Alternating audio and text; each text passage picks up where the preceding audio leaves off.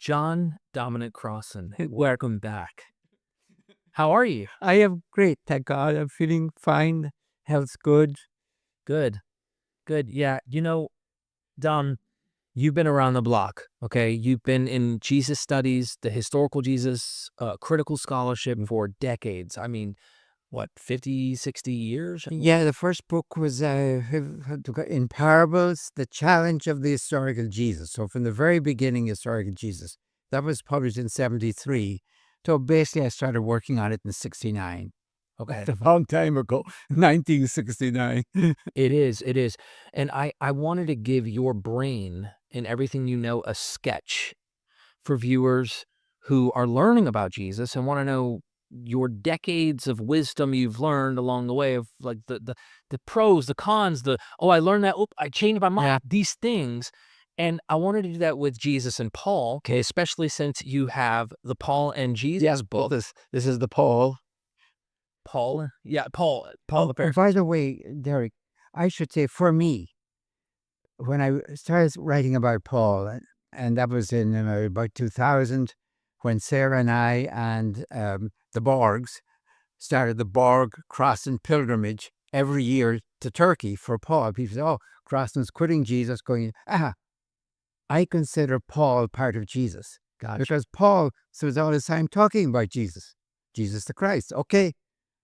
So I consider that part of him. Okay, so I'm sorry, that's important because I think there is obviously connections. Everyone notices there's a connection. Problem is I think some people disconnect so much that they don't maybe see that they have some light they can shed on one another. Yeah.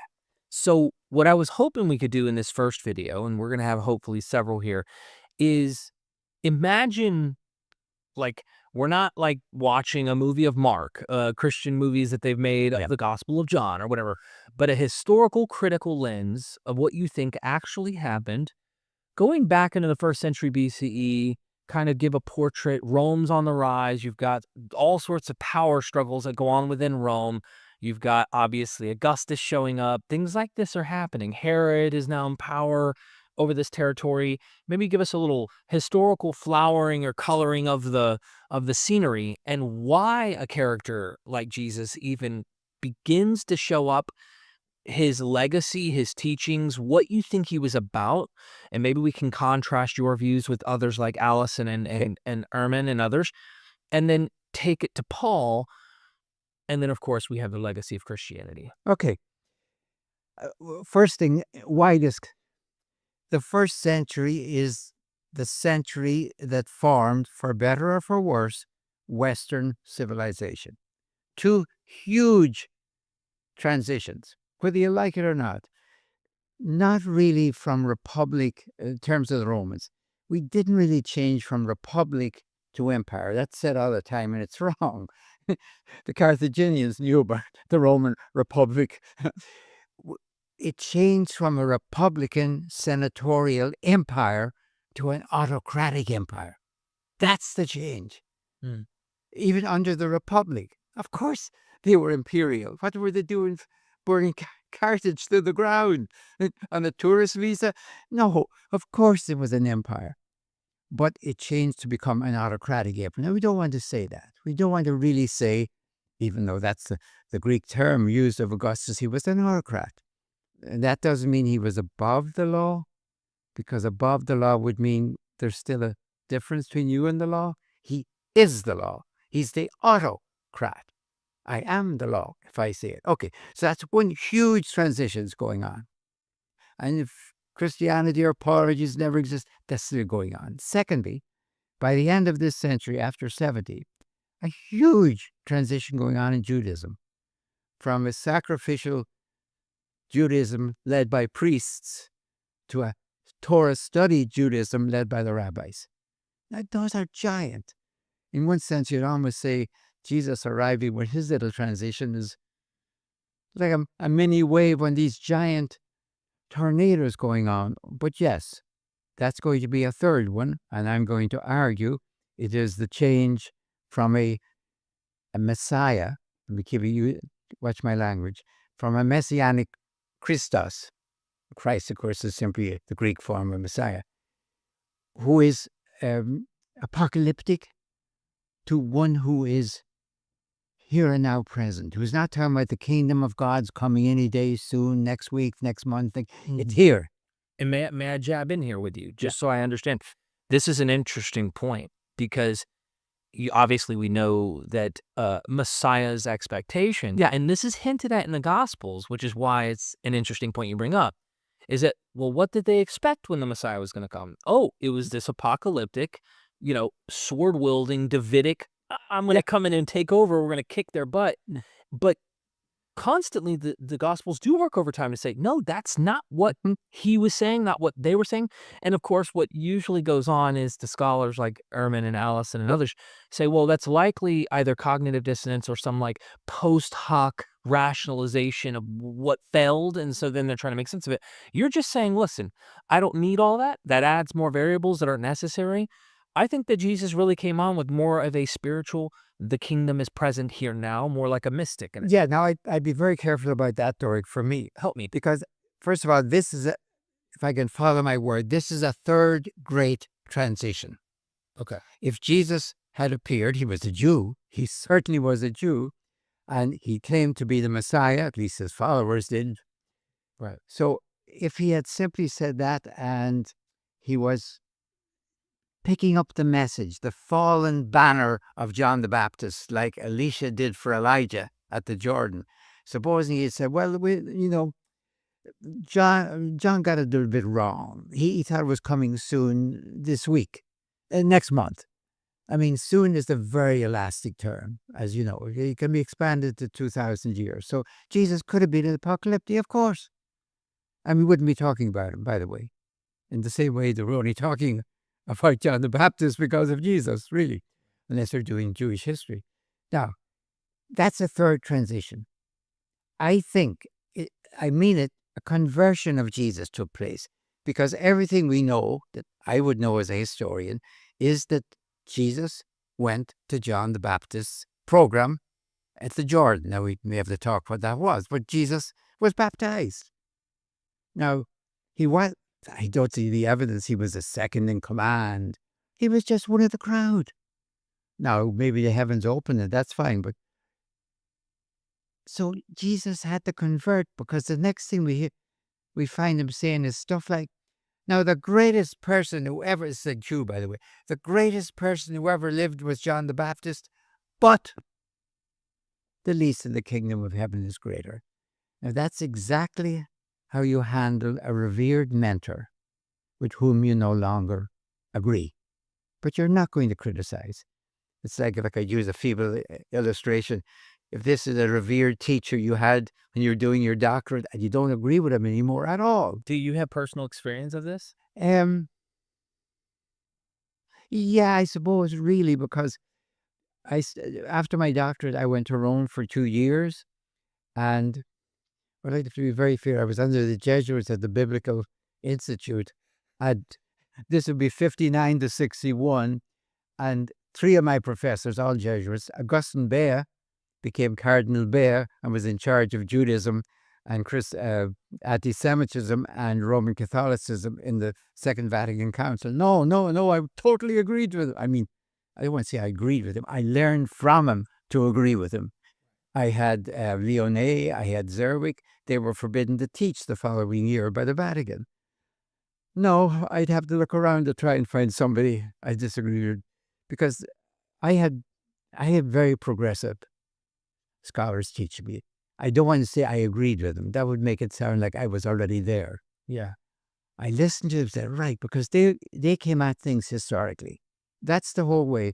It's not that you go in and say, well, I like this, so I'd hold on to it, or I'm progressive, I'm labor. I really am it. I'm historical. Yeah. I mean, The historical method. and if I'm wrong, I'm wrong. I'm historically wrong, but anyway. So I'm putting the whole phenomenon of Christianity, including Messianic, Christic, Judaism, all of that, as a third great transition of the first century. And this sets up, for better for worse, Western civilization. A lot of the rest of the world mightn't like it because it set up Western imperialism as well. But it's a century of transitions. Roman, Judaism, and then eventually Christianity. So I'm not surprised if I find that Jesus, for me, had a conversion bigger than Paul's. From when he was baptized by John, and must have agreed with John, of course, if he was baptized by him, to what he's saying later in the Q Gospel, for example. That's a conversion. Yeah. If you don't like the word, get over it. That's it. Yeah. So what was John's program? Because in your view, your best guess historically, what was John's program that Jesus was joining? What was his goal? Well, if you go into Josephus, you find out that in between, say, the armed rebellion of 4 BCE, which of course 2,000 people were crucified, and 66 to 73, there was experiments in Judaism with nonviolent resistance. Now, not with nonviolence. That means doing nothing. Nonviolent resistance, how you could resist Rome without getting killed. And one of the ways that was done was by trying to recapitulate the great salvific events of God. You came from Egypt, you came up the desert, you crossed the Jordan into the promised land. You were in Babylon, you crossed the desert over the Jordan into the promised land. What if we went and we did it? What if we went out into the desert, crossed to the Jordan, and as the waters washed our bodies, repentance would wash our souls, we come into the land as a purified people, then surely you'll come. We're tired of waiting. What's keeping you up, God? Yeah. Okay, so what John the Baptist is doing is the same thing that Judas I was going to ask you about and the Egyptian, those three people, are all mentioned in Josephus and in the New Testament, right. in Luke. Apart from, James of Jerusalem and Jesus, Paul's never mentioned, Peter's never mentioned in Josephus, but those three are. Yeah. Because they're all doing this scenario of repeating the great salvific event. So here's John the Baptist. What's holding up God coming? You guys. And I suppose most people say, oh, here we go again. It's always our sins. Yeah, it's all our faults. Yeah, the Assyrians got away with the Babylon. It's our fault. God, we get so tired of this. Okay, says John, but we can do something about it. Okay, John, now we're listening. We're not following you, but we're listening. What are we going to do? We're going to recapitulate the great return from exile. Oh, I'm listening now. Remember, you're in Babylon. God took us from Babylon across the desert. Remember Isaiah? Crossed the Jordan into the promised land as a purified people. We're going to redo it. And preferably not get all killed by the Romans when we're doing this. So we're going out into the desert, and then you cross the Jordan, repenting of your sins, because that's what's holding up the big coming, and then God will come. Now, God didn't. What came was Antipas's cavalry. And John died. And I think at that point, now I'm interpreting, I think Jesus had to make a decision. And one decision, the obvious one really was, well, Elisha picked up the fallen mantle of Elijah at the Jordan, right here. So he's thinking in his real life. Yeah, there's. I'm thinking of him going through a crisis. I don't even want to put it the way I'm thinking of. Oh, well, I'm thinking of a crisis. He's committed himself to John, and God didn't come. Now, can you say, well, the timing was off? It's soon. It's next week. He could have done it, Right. and he would have had a huge following. And there is a huge following of John that's still waiting out there. Mm-hmm. Of course there is. Nobody turned it off like that. And Jesus said no. And I think this is what Jesus says for me. You guys have got it all wrong. Now, this is after his crisis. Yeah. God's waiting for you. We're waiting for God to do it for us, and God is waiting for us to do it with God. Gotcha. And he would have said, will you read the prophets? Where do you get Isaiah or Jeremiah in him saying, well, hang in there and God will do it for you? Where does Isaiah say that? Every one of them says God will do it with you. Cooperate. What do you think Torah is about? God will run it for you? I don't think Jesus would have said this, but he might have. when Isaiah and Micah talk about beating swords into plowshares, it doesn't say God will do it. It says you will do it. God will judge the world for its violence, but you will beat your swords into plowshares. And if you don't do it, there ain't be no anvil chorus, except in Verdi. So I think Jesus went through a massive conversion, which I think was a crisis, that God cooperates with us and we must operate with God, because I don't think we have the leverage. Now I'm using my language. I think we human beings need some transcendental leverage. It could be evolution, by the way, but some leverage to take on civilization, not to take on Rome. But how do you take on civilization since you're inside it? You're not here looking at it out there and say, "Oh, I don't like that violence." It's in us. We're part of it. So you need what my language, my neutral language. If somebody says to me, "I don't believe in God and this Bible and all that stuff," fine. Do you believe in gravity?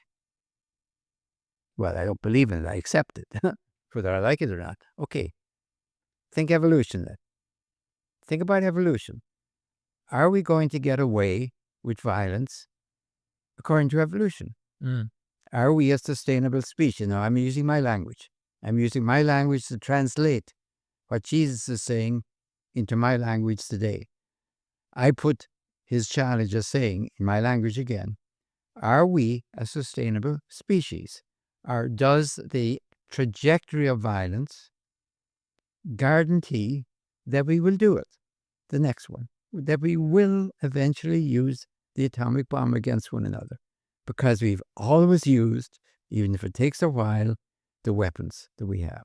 So I'm looking trajectory, and I'm not doing prophecy. I'm just saying we did this, we did this, we did this. Now, everything could change, of course, but we've never had a weapon we didn't use. So I look at this whole thing, and I can look at it from the Bible, but I'm going to be blunt. I don't need the Bible to see it. I also see it over here. Right. And it's because I see it in both places that I spend my life in the Bible. Right. I could have spent my life, and the only other thing I could ever imagine it would be with Shakespeare. Shakespeare is the only one who has a vision consistently and produced it over and over again. So that's the big scenario for me. Okay, and that's Jesus's program. So this is an important, aspect. We can get into the weeds of details and things, but I think it's important that we move to Jesus's nonviolent resistance, of course, gets him killed. We'll get into that in a future episode to get more details about your thoughts about what happened there. Hey. I do want to mention briefly, you brought up Theudas, and before we forget, the program of Theudas and the Egyptian seems like, obviously, Theudas may have been nonviolent, even though it seems like Josephus seems, and help me out, because your reading may be different than my understanding, and I'd be interested to hear yours, not mine, is that Theudas goes to the river doing this reenactment thing that John did in a way, in his own program, of course, for whatever his intentions were. It didn't seem violent, but because he's doing this with a crowd, they thought this is potentially violent, and therefore, I think it was Festus, goes and gets him killed, and off goes his head according to the Acts, I believe. It might have been Josephus, but I think that Steve Mason's done a fantastic job on showing the dependence on this character. I'm convinced, but my question is this: as far as Theudas goes, what's your reading on him, as much as we can, because they only get like barely anything. Oh, yeah. And then the Egyptian, he seems to have had more of a violent approach versus Theudas, talking about the walls coming down, and like, sounds like he might have had a different approach. Joshua. Okay. That's Joshua. You cross the Jordan, the trumpeters go around 7 times, bloop, bloop. Now, that's not a military strategy. Right. I don't think we're going to send trumpets to Iran. It's not a military strategy. It's a trust in God to do it. Okay. Now, I read, and let me go wider. John the Baptist, Josephus has a thing he calls fourth philosophy. Now, he mentions it through gritted teeth, because what terrifies Josephus, this is a big reading of Josephus now, my understanding of Josephus, treating him as carefully and as critically as I do Matthew, Mark, Luke, and John, and Paul. Carefully, trying to say, what makes him tick? Long before I disagree with him. What terrifies Josephus is that the Roman Empire might decide that the reason for he doesn't know there's going to be 4 great revolts, but he knows there's be 2 of them. And the one of 66 to 73, the Romans decided to take the money, as you know, that used to go to the temple from Jews around the diaspora that went to the Jewish temple in Jerusalem, is now going to the temple of Jupiter, Optimus, Maximus in Rome. That's a punishment, and it's a religious punishment. So I think what Josephus is terrified about. What if Rome decides that the reason for these rebellions is their religion? It's like those Celts. It's their religion that's the problem. Or the Druids that they had. The Druids are the Celts. So we make it a forbidden religion. So we, the Roman Empire, declare Judaism a forbidden religion. If you circumcise your male child, you can be put to death, or whatever they decide. We're going to destroy Judaism. Now, Hadrian comes very close to do that after the revolt of 132-35, changes the name of Jerusalem, Aelia Capitolina, I think. No Jews are allowed in Jerusalem. I mean, I think if to understand Josephus, and understanding somebody is not enough to, well, he's a traitor, but I think that's what terrifies him. So he's going to bend over backwards, not to mention apocalyptic stuff, not to mention messianic stuff. In fact, that's really Vespasian. Vespasian is really the Messiah. We got it wrong. We thought it would be a guy of Judea. It was a guy from Judea. Vespasian. Now, the cheap way of saying, he's just he's just taking care of himself. He's betraying his people and going over to the Romans. Yeah, but that doesn't explain 20 volumes of the Jewish antiquities. What terrifies him, I repeat, is that Rome might decide that the reason that we get rebellions, nobody else in the Pax Romana, after it's established, does actually what the Jews of Jerusalem and North Africa did. An armed rebellion 4 times against Rome in 200 years. Now, okay, that's the Irish against the British Empire. They did it for 300 years or more. But the Jews, so I think to understand Josephus, to read him and to understand him, then you can agree or disagree. He bends over backwards to say, we have only 3 philosophies. We don't have political factions. We have philosophers. Oh, isn't that lovely? Just like you people have philosophers. They're all talkers. they're not activists. And then he has to admit, and he grinds through the Jewish war without admitting it, Jewish antiquities, he admits, there was a 4th philosophy. And it was non-violent resistance. And Josephus hates it even more than violent resistance. Because that's what people do, Colonies rebel against empires. But that's what terrifies them. So I put Judas, I put the Egyptian, I put John the Baptist in the same group as part of this nonviolent experimentation. And the same way of rebellion or nonviolent resistance against Pilate, for example, about the temple, bringing the banners into the Jerusalem against Caligula's statue. All of this is nonviolent resistance, like sit-down strikes. It's all in Josephus.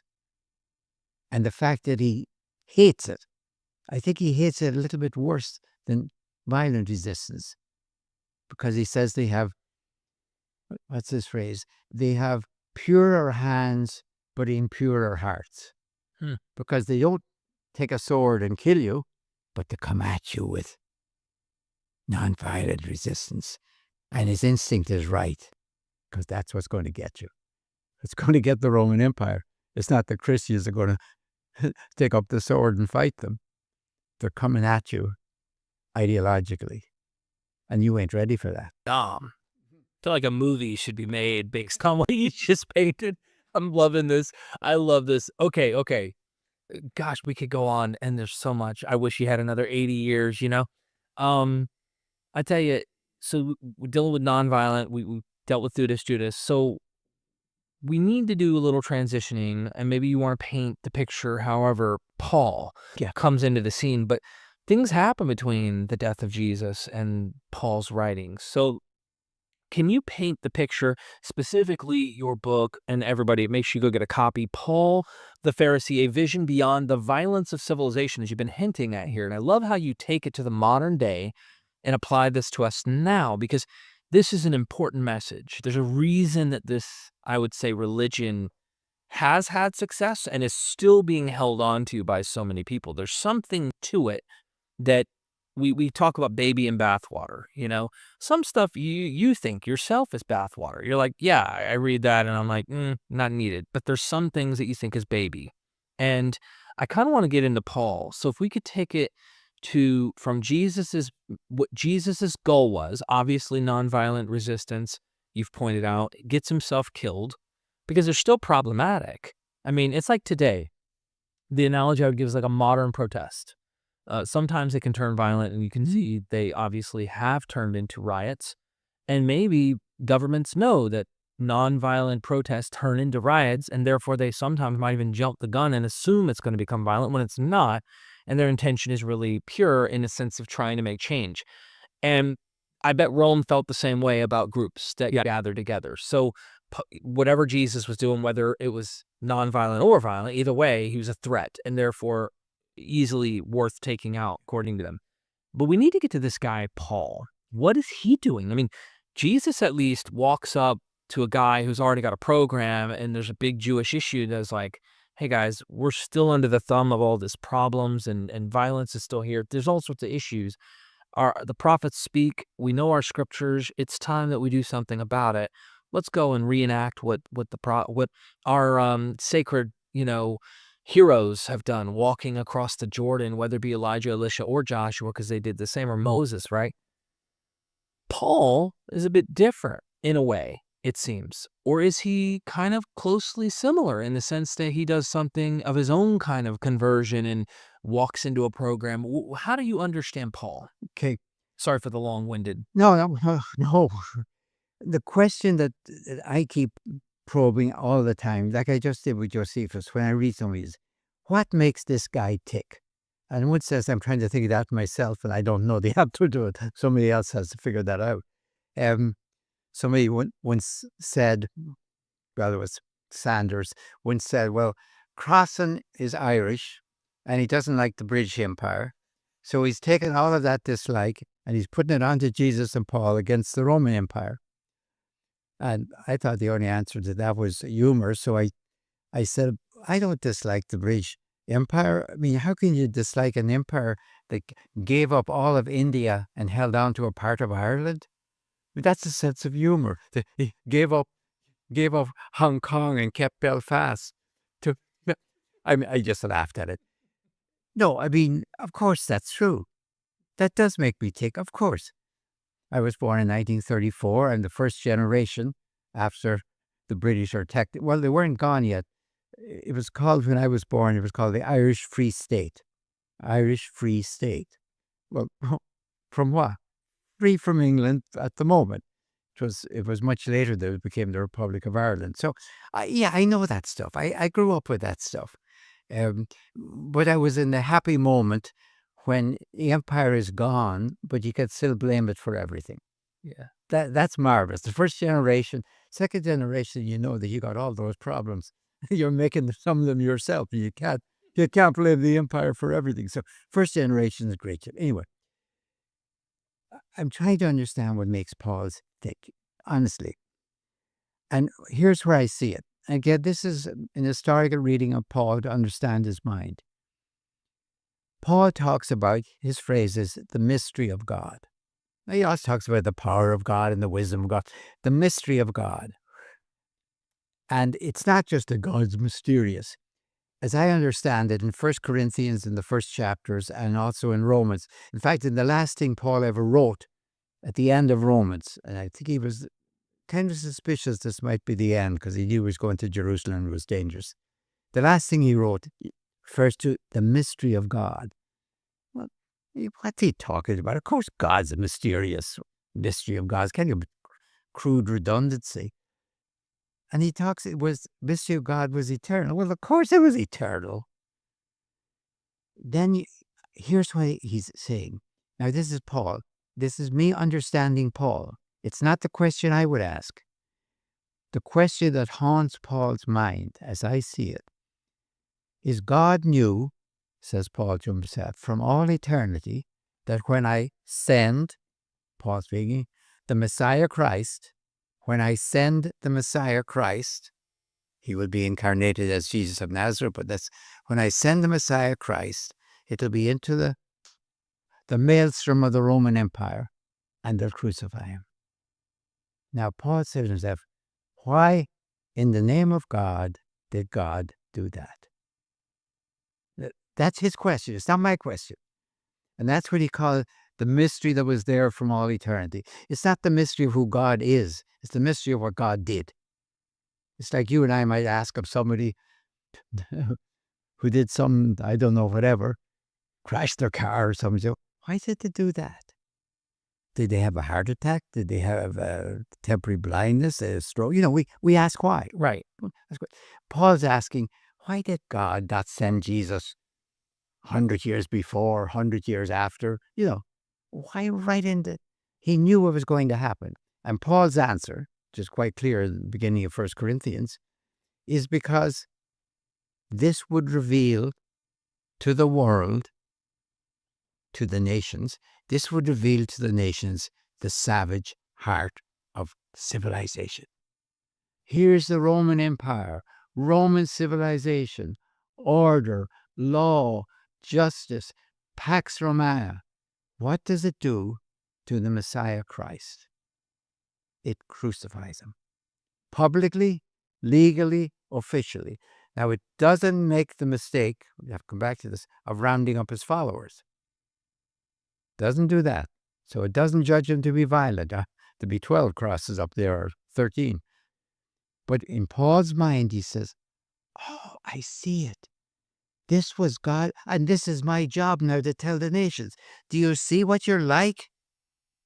Do you see finally this revelation? It's like things that have happened within our lifetime, in our own country, that are revealed to us that there's violence in our culture, that have made us maybe think we're not violent because we have guns, but we have guns because we're violent. Oh my God. Is that why this happens? Is that why that happens?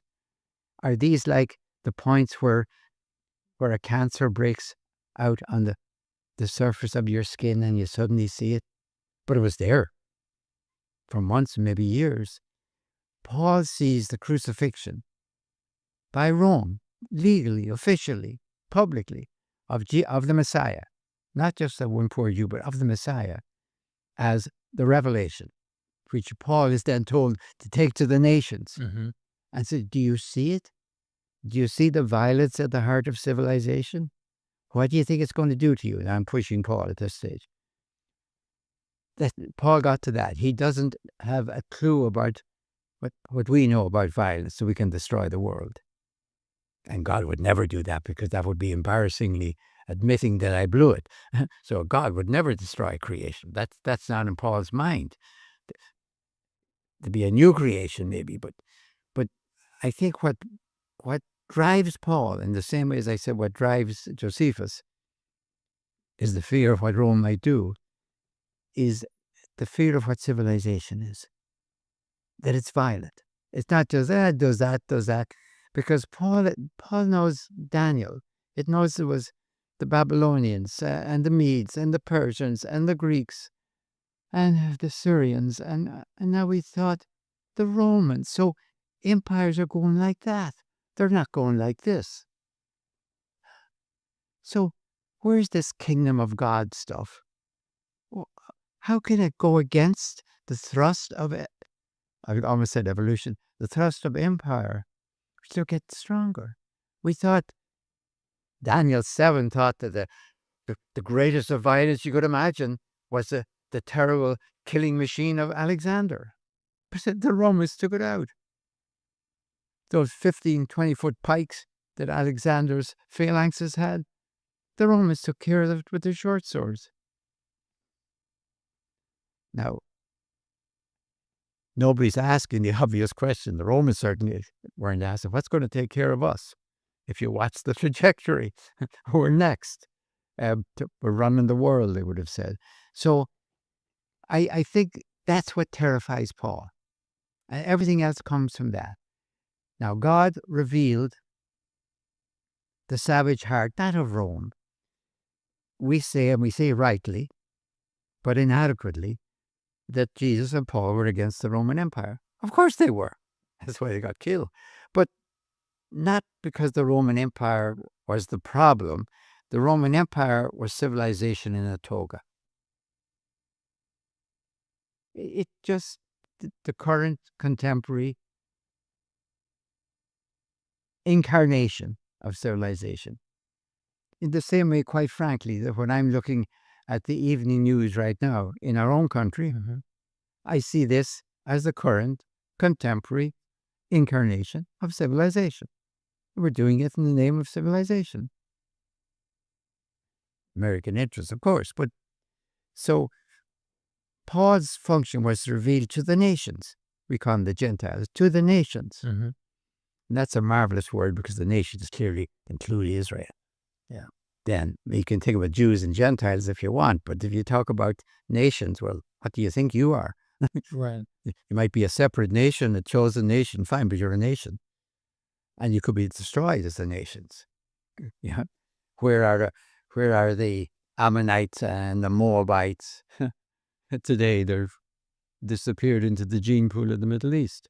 So this is what I think Paul is about.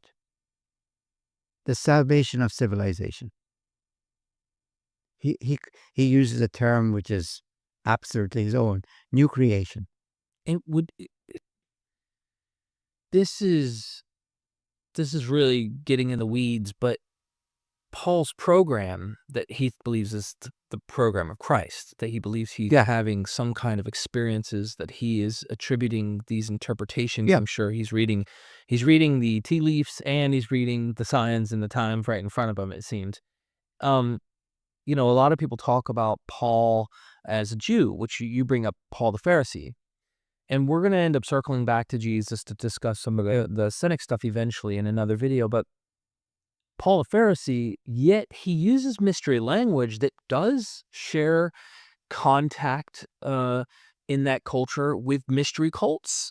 So there's this combination, I think, that Paul seems to carry in his message that is touching the nations. And when I use the nations, I mean maybe the non-Jews as well. His message is selling to them. It needs to tickle their ears as well as, but it's clearly not a program that's being as receptive by the Jews, it seems, because a lot of that he's kind of crying out in anguish, going, "I wish my own kinsmen figured this out. They're not listening." What do you think Paul's what is his goal with his message? Like, he wants people to believe. He's all about Christ crucified. Is that image, I guess 2 questions is, what's his goal? And is that image of him crucified, we get atonement language, we get this idea of a martyr-like figure, that's killed, that he believes is innocent. Is that image there? He wants to constantly talk about, I want to hear about him crucified for people to see what you're talking about, the violence that is within us, that there needs to be a change by the pneuma, and that we need to start, living according to some spiritual kingdom now. Of course, he kind of seems to have a now and an expectation of something to come too. But what do you do with those 2 questions? That is, do I need to rephrase them? Yeah. I mean, I got distracted because I don't like to use the phrase spiritual kingdom. I never use it. Okay. I never use it. Is it spiritual? Of course it's spiritual. But then you get people saying, well, you guys stay out of politics. We're doing spiritual. The kingdom of God is within you does not mean it's just inside you. It Right. means it's in the world. Nowhere in the entire Bible, I'm going to say, is there any concept like we have that God might destroy the world. It's just not there. Now, we know we can do it. We can do it. We don't need God at all. We know how to destroy the world. Really. So that's not on their horizon. On their horizon is the transformation of the world. And if you want to say that's the end of this world, yeah. Because a lot of people are going to be out of business. Yeah. People are making swords, they'll be out of business. So the thrust of the Bible is a vision, actually, in which the world is transformed. The way they say it is heaven comes down, because they look up at heaven. Imagine heaven. Good shape.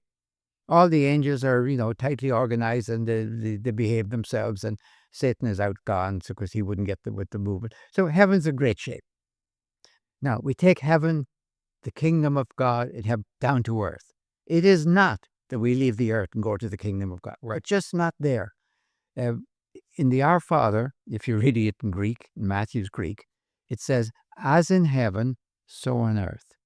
And we translated that into English, in earth as in heaven. And I don't think that's an innocent translation. It could be, but I think we want people to think, on earth now, in heaven eventually. That's not the way it is. Even the Apocalyptic, the book of Revelation, finally admits, heaven's coming down. Yeah. We're not evacuating the operation. Leave that to the left behind. And Paul seems to talk about meeting Christ in the air to bring him down. yes, when his word is parousia, pick up that if I may for a moment. Parousia under the Pax Romana was not like parousia under Alexander.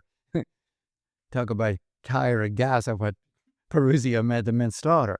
But in the Pax Romana, what was a parousia, or parousia if you want? It meant that the emperor, if you're at the time of Hadrian, was coming on a visit, or the new imperial legate was coming.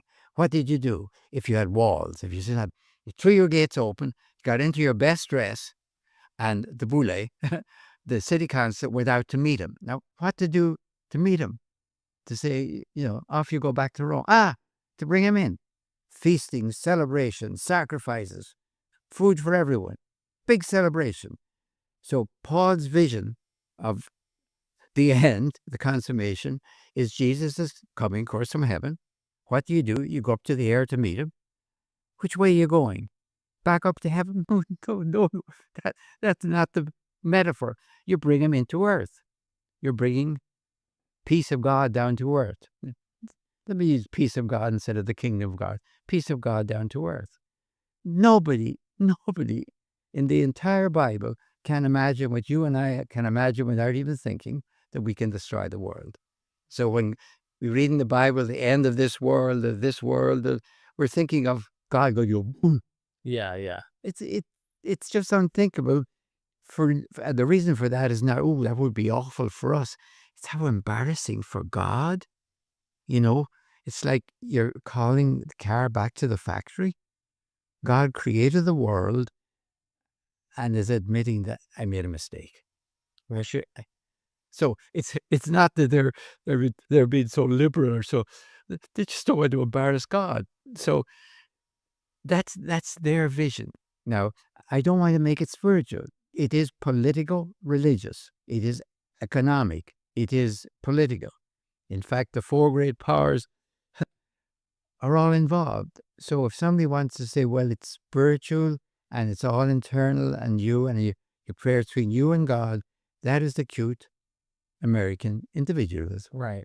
And nobody in the Bible will understand it. God so loved the world. Good old John 3:16. It doesn't say God so loved me and you. Of course God does. In the world. So that's where we are. But Paul, no, this is a good point. You bringing into the political. Paul's using language that was clearly a well-known Greco-Roman, imagery of bringing the emperor in, and he's talking about Christ. So, do you like your reading of Paul historically, how much of Rome does he have in mind with in maybe his message as a Pharisee who's a believer in Christ? He was attacking the group, and now he's one of them. How much of his message is in contrary to the empire, or how do you read Paul that way? Because I've had some Yeah. people say Paul's pro-Roman, he's a spy for Rome. Yeah. I mean, like, obviously it's not a Yeah. not a critical scholarly position, but you have different views of how to understand Paul. Is Paul not really big? He's not a big fan of Rome, really, technically. First of all, Paul has a vision. Paul has a vision. His vision is not, I'm against Rome. I'm going to be a little bit personal at the moment. I have a vision. It is opposing everything that President Trump stands for. Is my vision anti-Trump? It's pro something else and therefore anti-Trump. There are people who are simply anti-Trump, and those are the people who didn't see it coming. Now, I'm going to be a little bit personal, autobiographical, may I? Sure. I came to this country on a student visa in 1951. I got 6 years here, then went back for my doctorate and all the rest of it. Came back in 1961, on a green card. Okay? And I thought, well, fine, I can live here on a green card. There's no problem with it. I got married in 19, what was it? Now I have the thing now. 69, and I thought I really should become a citizen. 1969. I got the great big form in about 6 different copies, put it into my typewriter. Remember typewriters? And I was doing fine. Then there were 6 lines. Say every every country you've been in when you entered and when you left in the last 10 years. I had been in every country in Europe and every country in the Middle East except Algeria and Libya, every one of them within those years. And I had 10 passports filled with it. I thought, I'm scared. They may know all this stuff. They know when I've been in and out of the country. It's on my passports. I can't fill this out. 6 lines. I give up. Okay, 69. Now, along 97, so I've been on a green card from 61 to 97. Newt Gingrich took out, he said his contract with America, I called it a contract on America. I said to Sarah, this is not looking back, I'm scared. There is something happening in this country. I don't feel safe here. This is 97, any longer on a green card. 1997. And it's Newt Gingrich that did it. It honestly is. I said I could see these people saying, look, anyone who's been here for 25 years on a green card that hasn't bothered to become a citizen, doesn't respect us, get out of here. I said I could, or you can't inherit, or I mean, if I die, you can't inherit. I've been on a green card from, what's that, 61 to 97, that's 36 years. They could say, what's up with you? Why are you staying here in a green card? If you want to live here, become a citizen. I said, it's not political. I just sheer laziness, to be honest with you. I just never got around to doing it. But I'm scared now. In 1997, I applied to become a citizen, churned the way through it, no problems whatsoever. By 2000, I became a citizen. Now, that scared me about the country I live in. I think it was one of the most prescient things I've ever done. I smelt the autocracy with Newt Gingrich and the Republicans, yes, because he wasn't alone. I smelt it. And I smelt it from my experience in Ireland that was in my history, in my genes. I don't even know where it came from, honestly. But I knew I was afraid, and I've checked this with Sarah. It's not me, retrojecting everything. No, that's easy stuff. No, I said to her, I have to do it right now. Because I didn't intend to do it. I could live here happily. So there can be a time when something happens that revealed to me the savage heart of America. It's there. Yeah. Because if Newt Gingrich had said it never would say, get out of here, I wouldn't have heeded it. I knew we had nuts in Ireland leading the country, so I knew you can have a nut. But when the whole country starts to sound nutty, then That's when you get scared. So I'm watching a Jesus and a Paul and a Josephus with the Roman Empire, how the Roman Empire impacts them. So I want to make certain that it's a vision of the world they're talking about. So it's obviously ideological, it's obviously political, it's obviously economic. It touches all of them. Now, it doesn't tell you whether the price of bread has to be this much or that much, though it might tell you it's too expensive for the ordinary people, and that's not right. It's about justice. It's about justice. It really, honestly, and if I can pick up that word, I found myself, again, I talk about justice, and people talk to me about justice and mercy. Justice, wait a minute. Justice and mercy means you're talking about punitive justice. Like if you went to a court and I was being judged in a court, I certainly would like some mercy and clemency and all of that. But I'm talking about distributive justice. I'm talking about everyone getting a fair share. And even you couldn't have punitive justice if it wasn't distributed fairly. So the basic meaning, the logical meaning of justice, and the basic meaning in the Bible is not punitive justice. When Israel cries out, give us justice, they're not really asking, do punish us properly. Right. They're distributive justice. How does everyone get a fair share of a world that belongs to God? Now, that's a biblical question.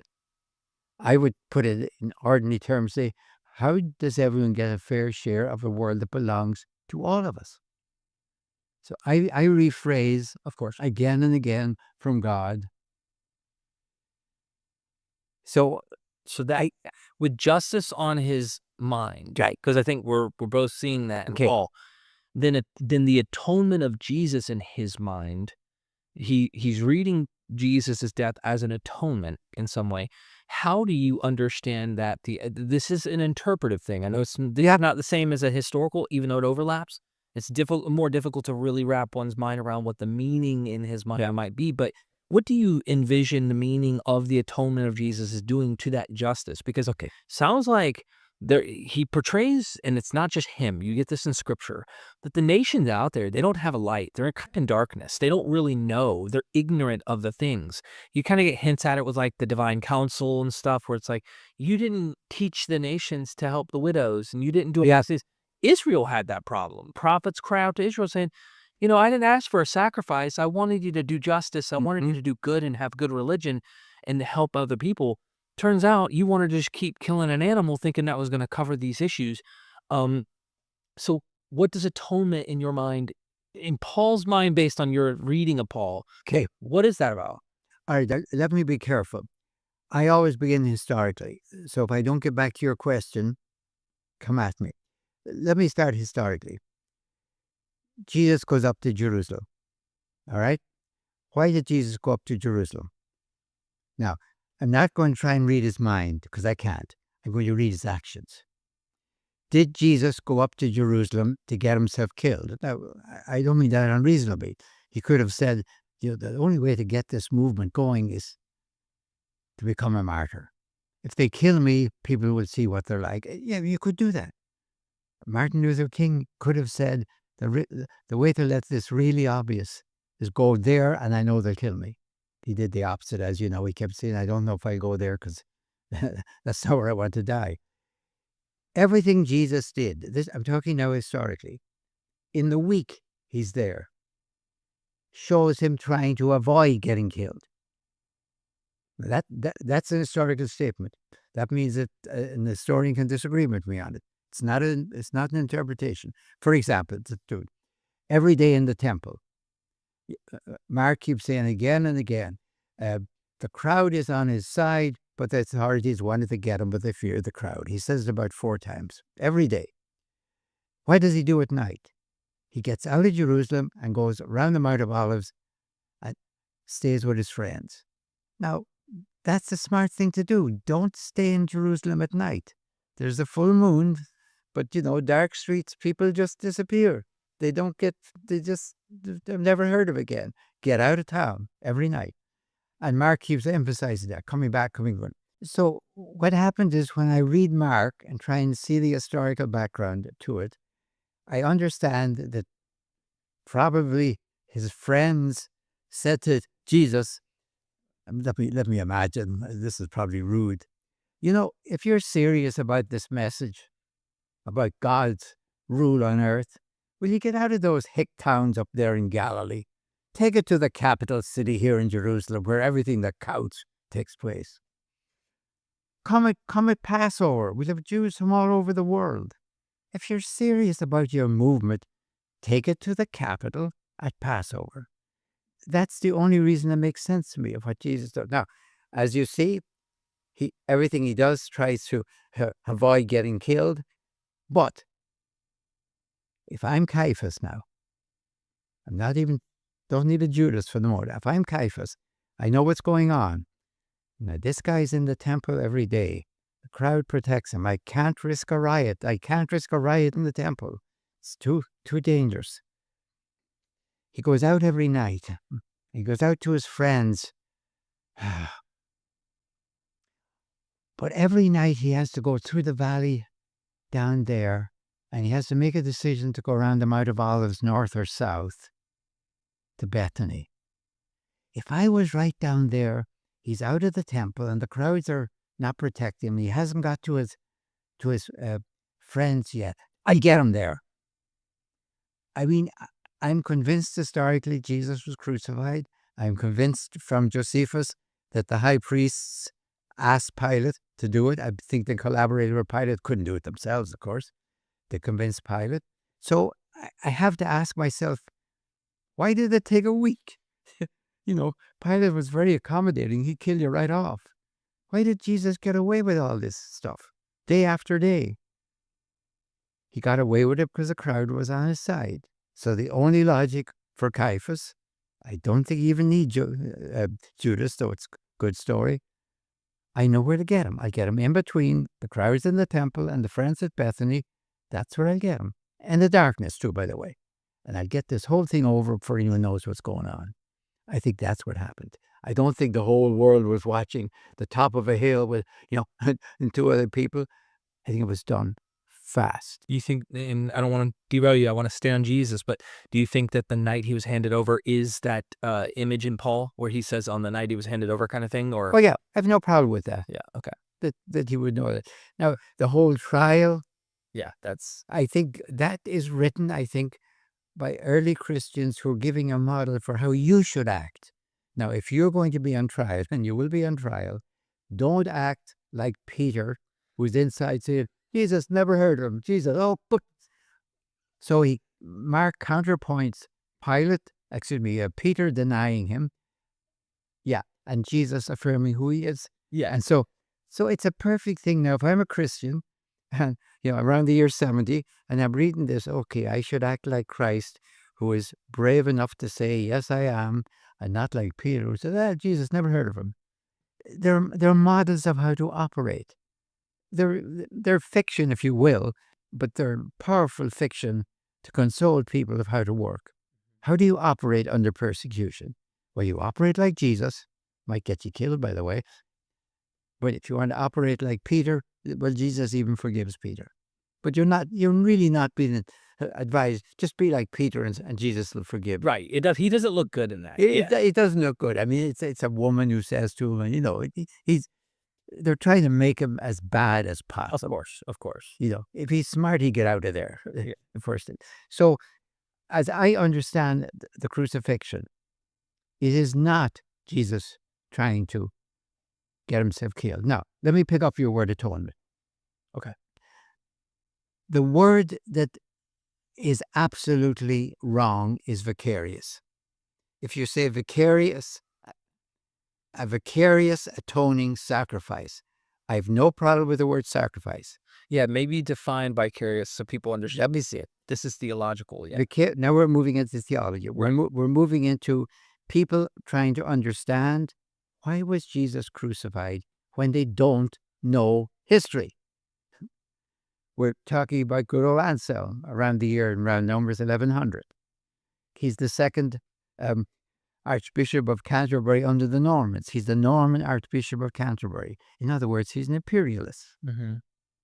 He's the Norman Archbishop. 1066, they arrived in England. I know that because everyone in Ireland learned that from their schoolboy. 1166 to be over in Ireland. Took them 100 years. So he's an imperialist. And like all imperialists, we're here for justice. We bring justice to you savages. So the great model for Anselm is God the judge. God could not possibly forgive everyone, because that would mean he doesn't care. Judge can't walk into the courtroom and say, I forgive you all. Feeling good today. No. God must punish. Yeah, but Anselm, no. Now, if you accept Anselm, God is judge, you've lost the argument. Cordea's Homer will wipe you off the map. What I would say to Anselm is, Anselm, why do you judge? Why do you make God a judge? What if God is a father? And you know how fathers, we don't let fathers judge their own sons. Right. So you make God a judge. Why do you do that? Because that's your vaunted Roman justice, Norman justice. Yeah, we got it in Ireland too. We bring you justice, as if you savages didn't have your own justice before. We bring you our justice. So Anselm is going to say, the only way I understand it is God couldn't possibly forgive the human race for offending him, and they have, by the way, for offending him, because God is infinite, the human race is finite. So that's what the incarnation is about. God sends his Son, who's divine and human, and God executes his Son in our place. That's vicarious atonement in our place.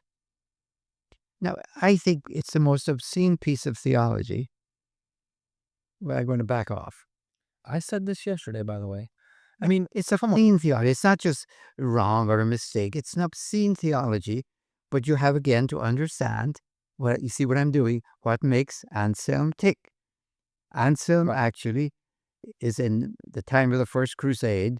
He, to his honor, doesn't think it's right to go out killing Muslims and killing all the Jews you meet on the way to kill the Muslims. He says you should argue with them. How do you argue with somebody who doesn't accept your scripture? You argue, he says, from reason. What's the reason? God is a judge. Now, once you accept that, boy, you've lost the argument. But I would say, but Anselm, you were one of the best spiritual advisors in the late 1000s. You ran a monastery as an abbot. Did you as an abbot spend your time as a judge? You said you'd have no monks pretty soon. Yeah, you have a monk who makes a mistake, and maybe you might give him water and bread for a week, but he's still there. If you start killing off people, you're an abbot. What if God's an abbot, and kind of the whole world is a monastery, and God is trying to make people holy?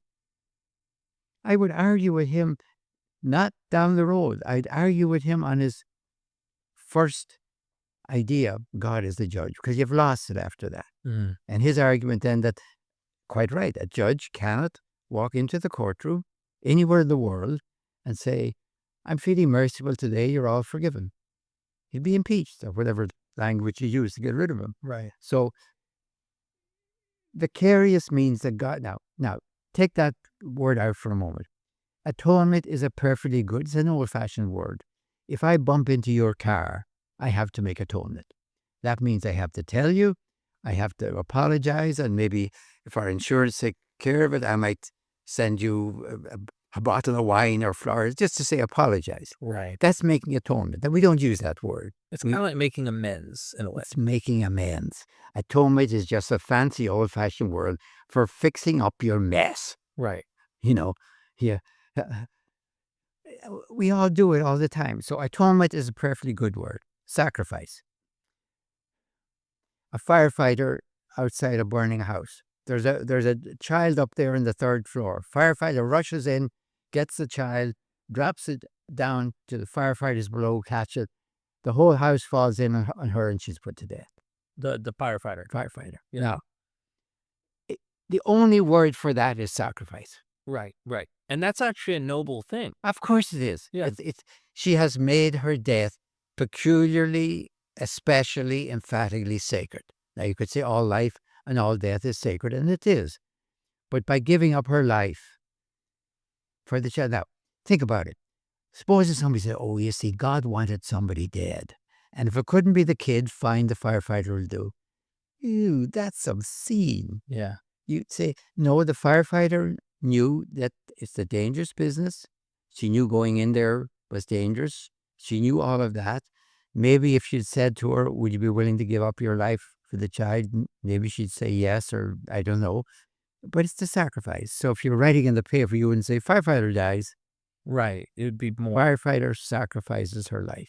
Real quick, if I may, No, interrupt. this is a very good point.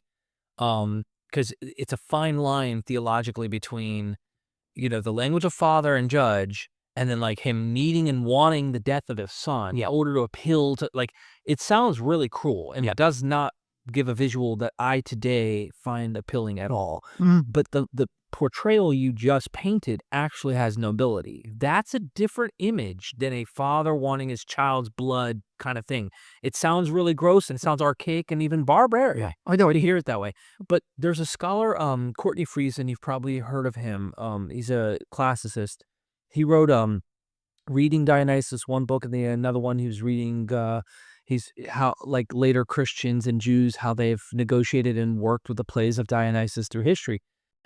This one's not about Dionysus, but I had him on an episode and I didn't know this, but when I interviewed him, he said he looked at the Greek very carefully in Paul's letters and on this moment of atonement, or as we like to say, sacrifice, better yet, is he looked at the play Alcestis, where Heracles is in the story and there's a husband and a wife, they're in love. Of course, it's a play, it's a fiction, but the I believe it's the wife or the husband, I can't remember, one of them dies and they go to Hades.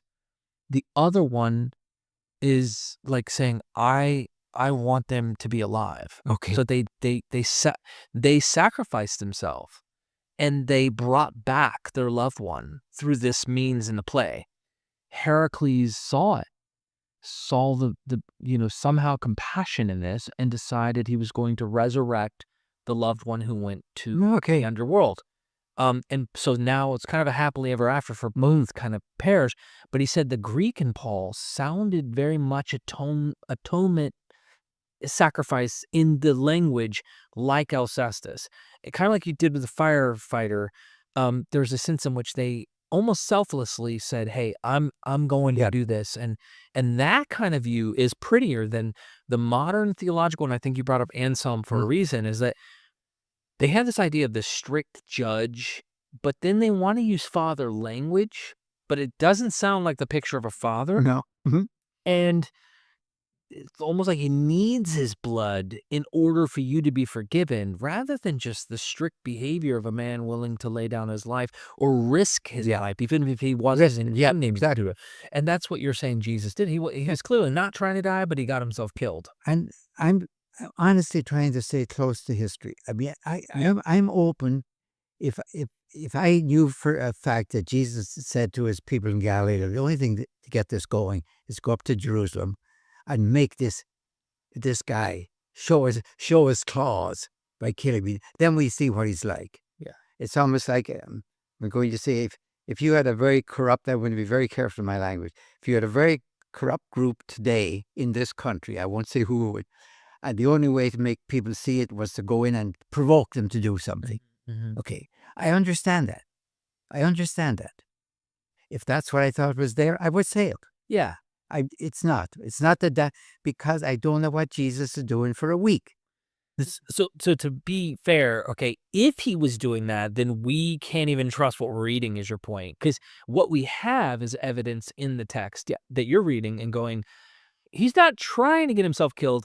It seems more like if we were to read behind or between the lines, Jesus went there because this is a popular time. More voices, more people's ears are able to hear his message.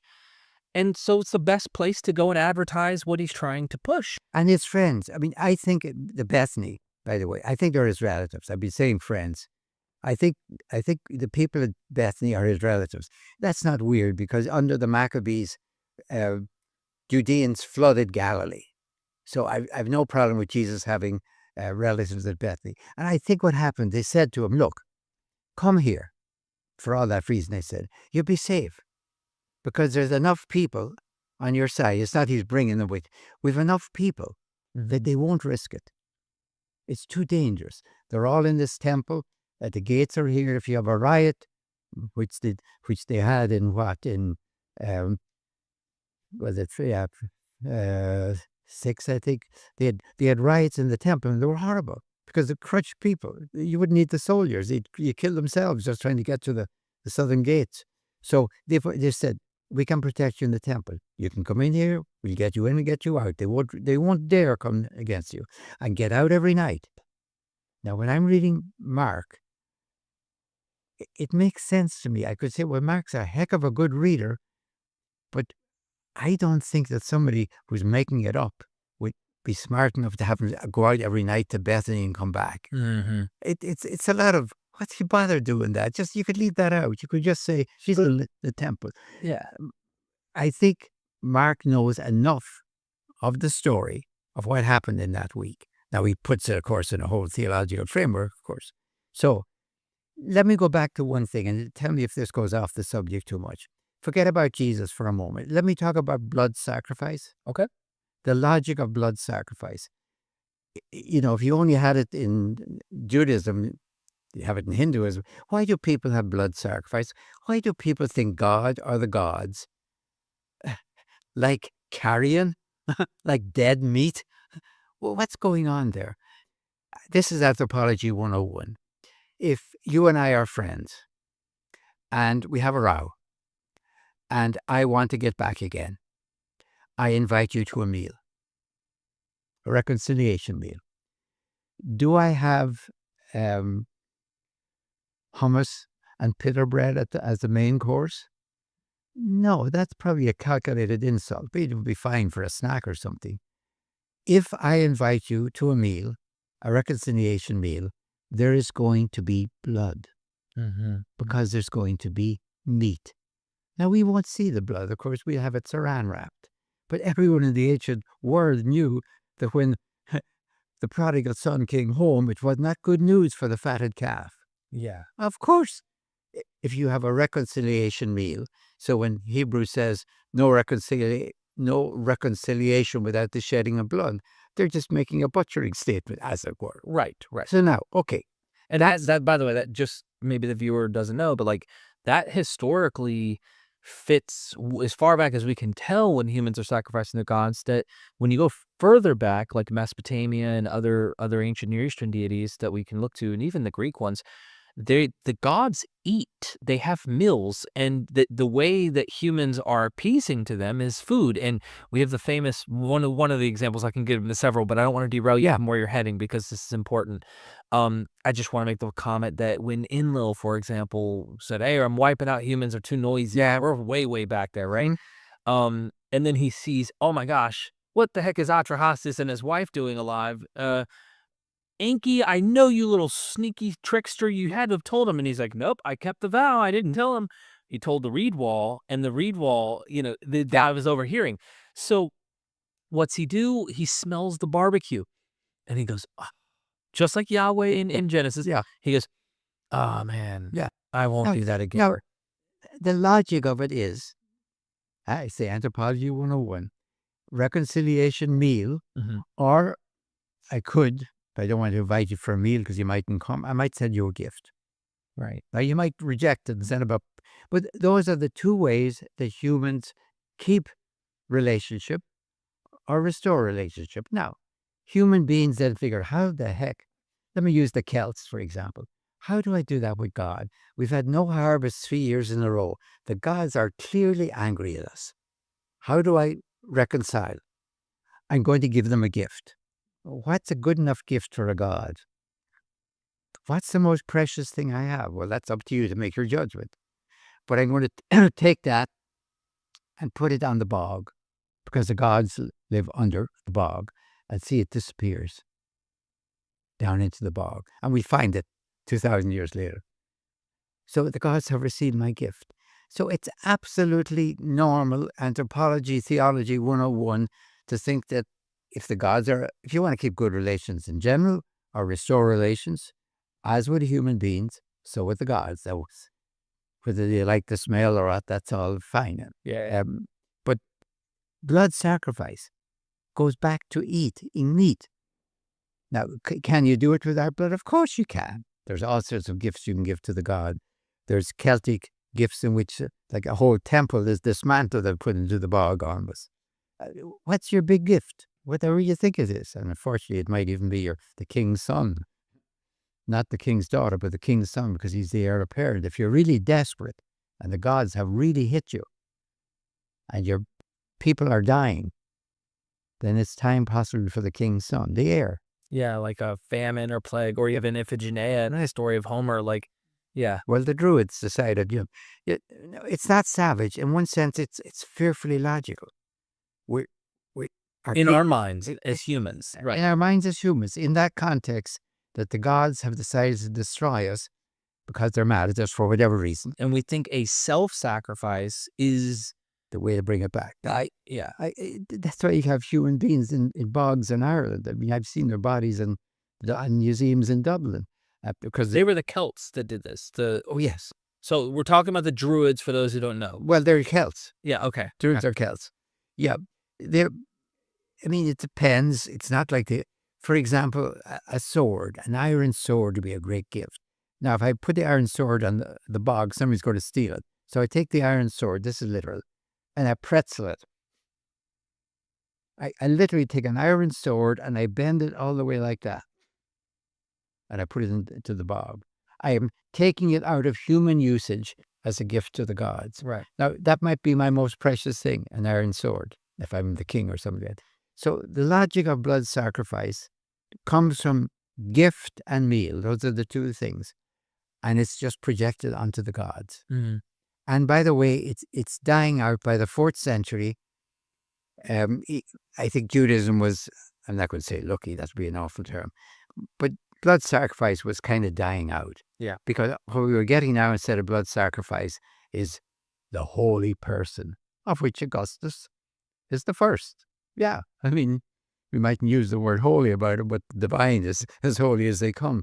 So all of a sudden it's shifting from the temple. Temples are still there, of course, it's all going on, but the future is not with them.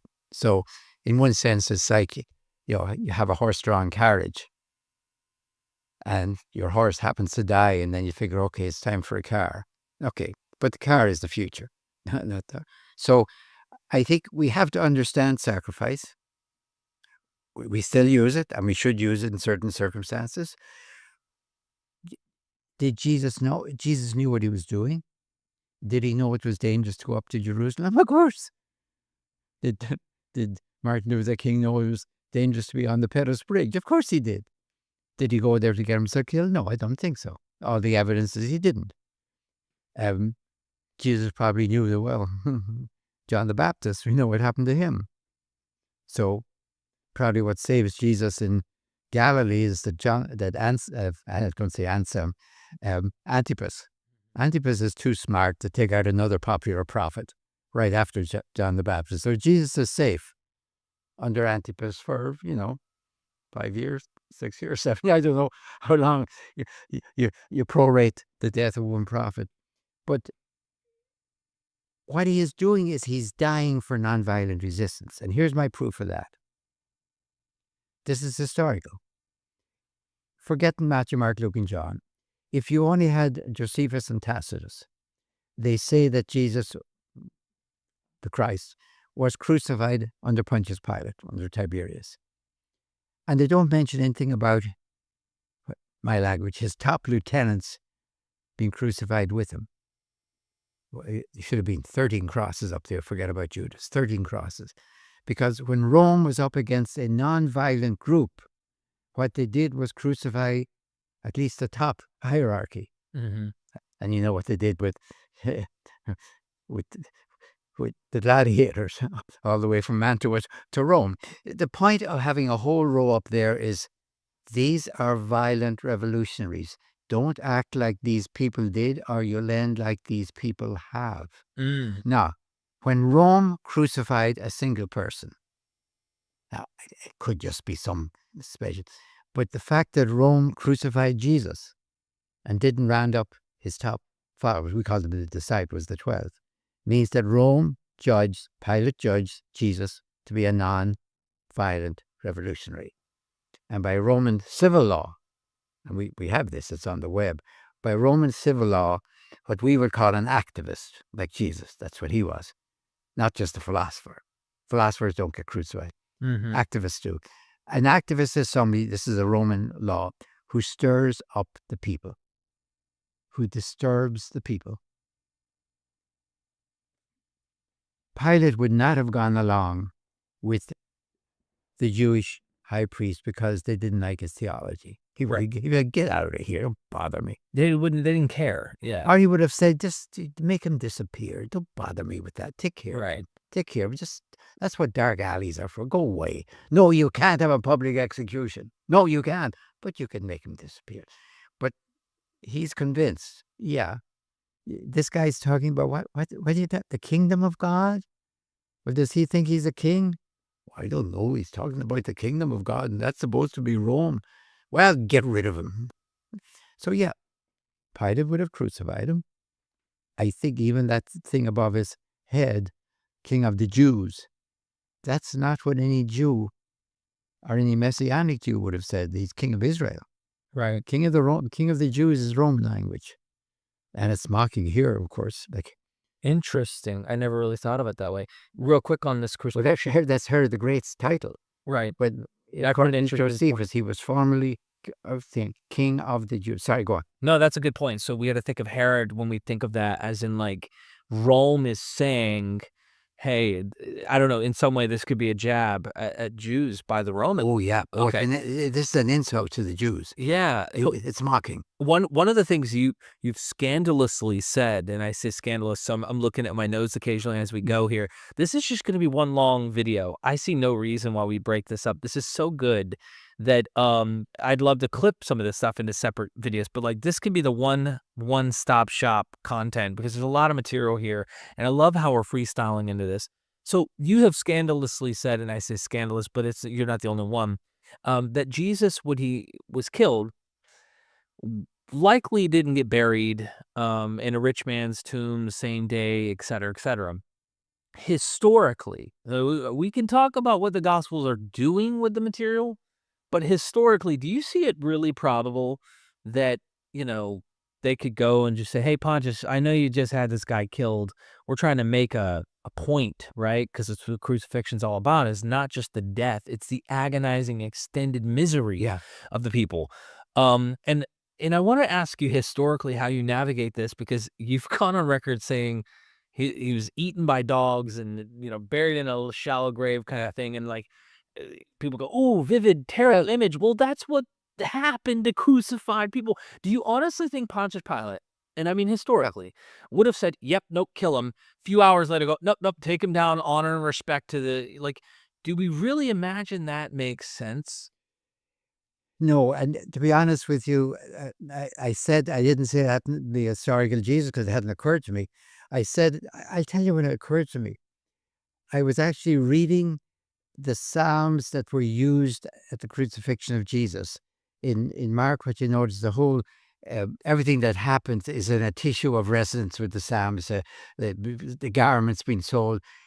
I don't think any of that happened. But what's happening is, they're talking about the death of Jesus, and they're saying he's not just one more poor Jew. This is what's been going on all along. Read our Psalms. It's all about the suffering, the suffering. He kind of incarnates our suffering. That's what they're doing with those quotations. They're not proving, I think, first of all, proving he was the Messiah. That's later. They're saying the only way I can understand it is the Messiah dies as the climax of the suffering of Israel.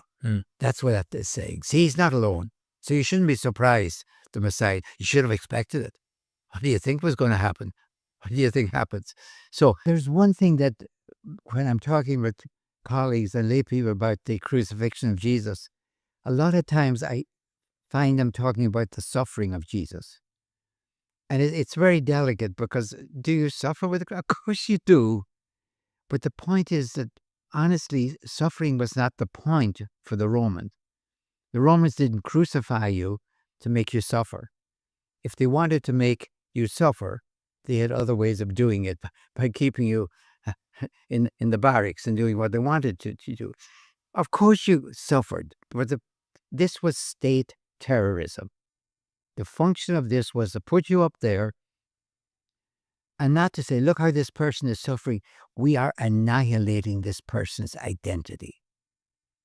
Rome talked about suprema supplicia. One was being fed to the beasts. Why? Because you suffered? No, because there's going to be nothing left but bones. Oh, yeah, you can bury it, but they're annihilating your identity. That's what they're doing up there. We're going to crucify you up here until there's nothing left of you. So the idea of putting you up for an hour. Now, Jewish crucifixion, as far as we can tell, under the Maccabees, Jewish crucifixion was after death.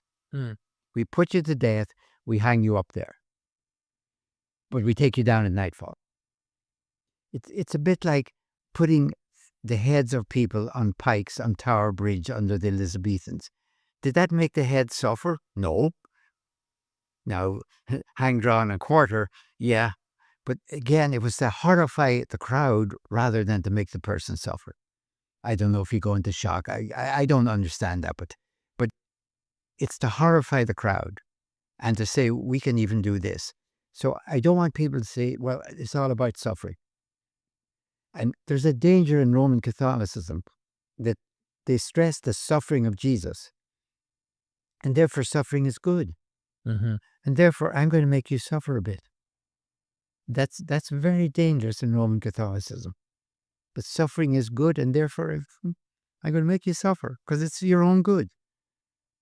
That's not quite the same as an athlete going through training. No, suffering is not good. It may be part of life, and we should alleviate it. But the function of crucifixion is to wipe you out. Now, when I started looking at the burial, the text of the burial, I did kind of start there because all we know of what happens historically is yes, you could bribe the guards.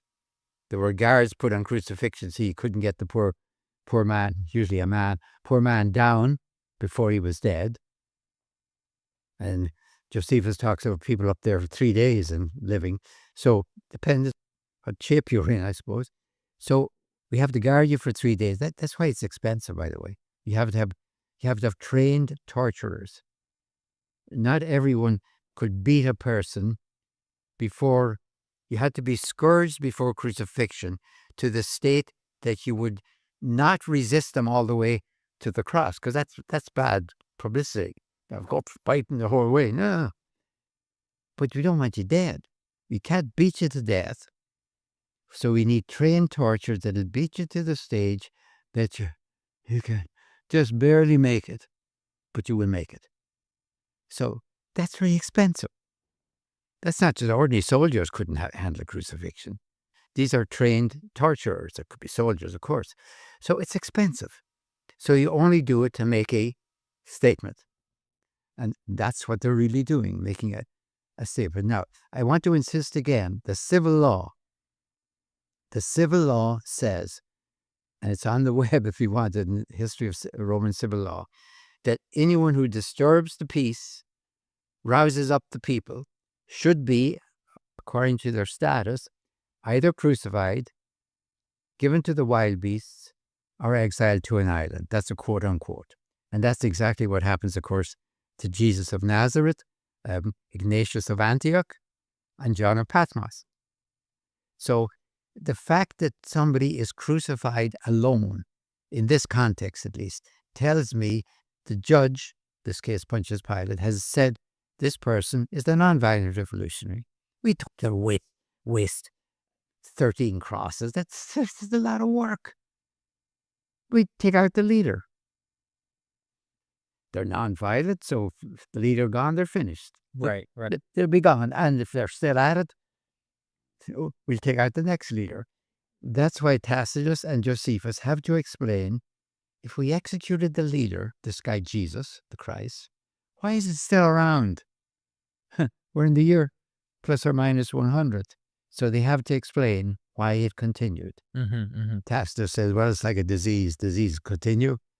And Josephus kinder says, well, they still loved him.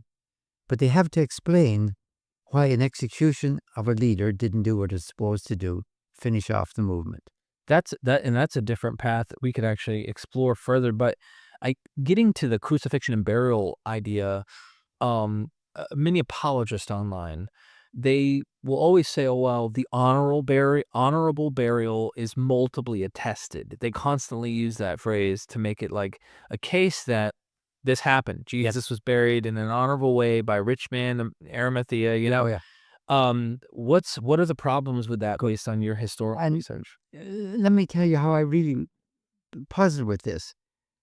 I mean, if you love a person, even an ancient person, or respect them, you don't really want to have it more horrible than it is.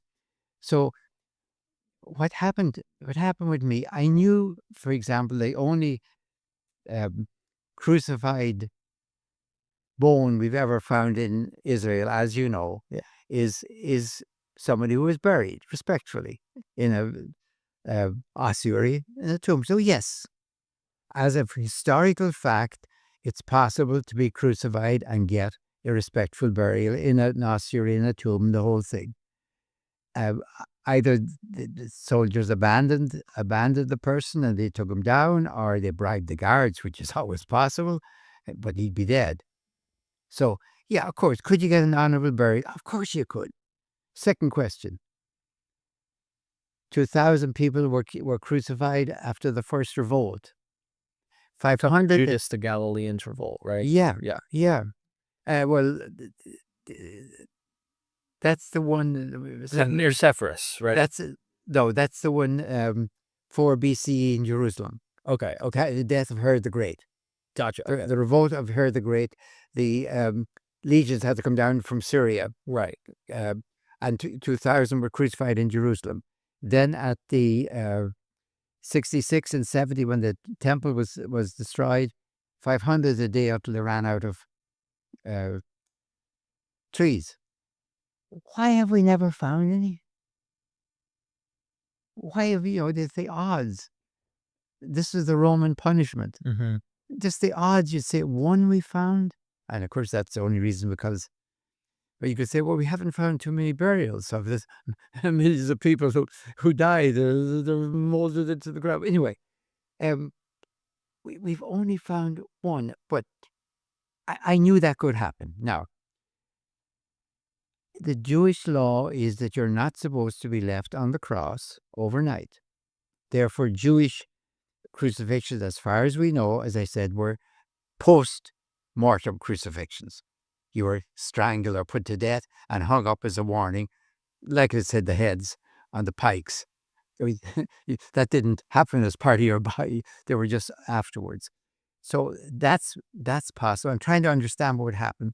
When the rabbis had more power, maybe they had tombs that were used for the dead, like potter's field for the dead. Yeah, all of that's possible. Now, under the Romans, especially when somebody's being put to death as an activist, what would the Romans have allowed? That's the thing. Now, I hold that one part. Then I go and look at the text. Here's what bothers me about the text. When somebody says, well, they all have a gorgeous burial. Let's start here. Mark, Matthew, Luke, John. Now, Mark says a rich, pious Jew goes out and asks for the body. Is that possible? Absolutely possible. Of course. That's the only way you could imagine. Certainly wouldn't be one of the disciples. Pilate would say, oh, there's another one of them, get another cross. Yeah. So you'd have to imagine that, and you have it in the extra biblical story of Tobit, that his pious act is to go out and find people who've been put to death and are there and bury them. Yes, it is exactly what a pious Jew, not a Christian of any way, would do. All right, so we have it. Now it's a bit hurried. It's in a big hurry. So I'm looking at Matthew and Luke, who are both using Mark as their source. Are they satisfied with it? Read them. Read what Mark does. Actually, what Matthew does. Read what Luke does with Mark. They expand the thing. It's getting bigger because they see the problem. Well, if Joseph of Arimathea put it into his own tomb, how do we find an empty tomb? If he got mixed up there with all the other bodies. So he has to be a brand new tomb. He was first in. They're thinking. They're improving the burial. So I'd ask people to read Mark, then read Matthew and Luke, as Mark is their source. Remember, they don't have more information, but they're thinking, they're improving the burial. And then you get to John. John's gospel is the burial of a God. People have talked about the amount of ointment in there that would fill the whole burial. And it's in a garden. The ideal of a garden tomb, it's like what Caesar tried to make out for his own, put the trees all around the tomb. A garden tomb filled, it's a splendid burial. It's not for a king, it's for a God. How do you bury a God? That's John's question. So I look at Mark, Matthew, Luke, and Mark, John, which I think, by the way, I don't think the story of the Passion and resurrection in John is independent. I don't think it. Now, even John 21 is the same as Luke, but that 5 or whatever it is about that. And you're not alone. I mean, Goodlaker and others, James Barker, they're all seeing the fourth gospel as a continuation. Neric from Louvain University, his whole team he's showing how. I think there's independent tradition in there, but I could say, take Mark, put Jesus in charge of the whole operation, and write me the story. So it's Mark says Jesus prostrated on the ground at Gethsemane. Father, let this pass from me. What does John say? Of course I'm going to accept the cup. And who's prostrated on the ground in John? The 600 troops. And when Jesus is good and ready, he lets them up. John is Mark on steroids. Right. But the steroids are Jesus. And it makes sense. I understand that. John sets up the show, Jesus is divine. How do you crucify a God? And the answer is very carefully. Very carefully. But that was my problem. So I said, can I trust? I look at the story. Nobody's satisfied with Mark. Why don't they just all follow Mark if that's the way it is? They're all making it up. A little bit guided by Mark, but they're getting better and better. And he has a splendid one. What actually happened? Now, what happened to me, with these on my mind, I'm reading Psalm 22, I think it is. And I'm understanding that the first people who were thinking of the crucifixion of Jesus didn't know exactly what happened. They didn't know what the soldiers said and what they were doing and casting lots. They were saying Jesus died as the climax of his persecuted people. I got it. Okay. Now, he's going to be buried like that too. And then I saw the line, and I saw it. I know it's metaphorical. The dogs around the cross was in Psalm 22. Dogs surrounded me. That's not about a cross. There's a person appealing to God for their suffering, and they say the dogs surrounded me. Now, of course, it's metaphorical. Right. Of course it is in Psalm 22. What Allison calls it typology. Typology. Yeah. They're simply strong bulls surround me. I don't think there's bulls around me. Yeah. But it suddenly struck me. But that's what the Romans would have expected. If they kept him on the cross, they would want him to stay there. If he is a warning to people not to do this, they might well say, you're not allowed to take him down. They wouldn't even let you in to ask for it, maybe. And what would happen? What if it was left to the dogs and the crows? Now, to be honest with you, I put it into the Jesus Revolution biography, and lots of people who were all in favor of that book were horrified by it and told me you shouldn't have said that. But the trouble is, I thought it. And I thought it was a possibility, historically. And to leave it out because I thought it was a horrible possibility. And this said, a lot of people said, well, did you do it just to make us realize how awful crucifixion is? I said, no, I wasn't thinking of you when I did it. I was thinking of what happened to Jesus. I wasn't really thinking, I'll make it as bad as possible to wake you up for these crucifixions you have right now. Not at all. I was just trying to figure historically, do these people know what happened? Or is the situation that we really don't know what happened to the body of Jesus? But our hope, dear God, is our beloved Jesus was buried. So I'm thinking of it today like places where people disappear. My son just disappeared. The government didn't try. My son disappeared. And lying in a ditch somewhere. And you want to say, oh, no, probably buried. If somebody, a child has disappeared and you don't know what happened, you don't say, oh, yeah, probably lying in a ditch somewhere. No, I'm sure somebody buried. That's what you say. Yeah, it's a sense of comfort psychologically in imagining that. So just getting to the historical issue here is you painted a Jewish crucifixion, which makes sense, especially if you have to take them down each evening by law in their own Judeo law.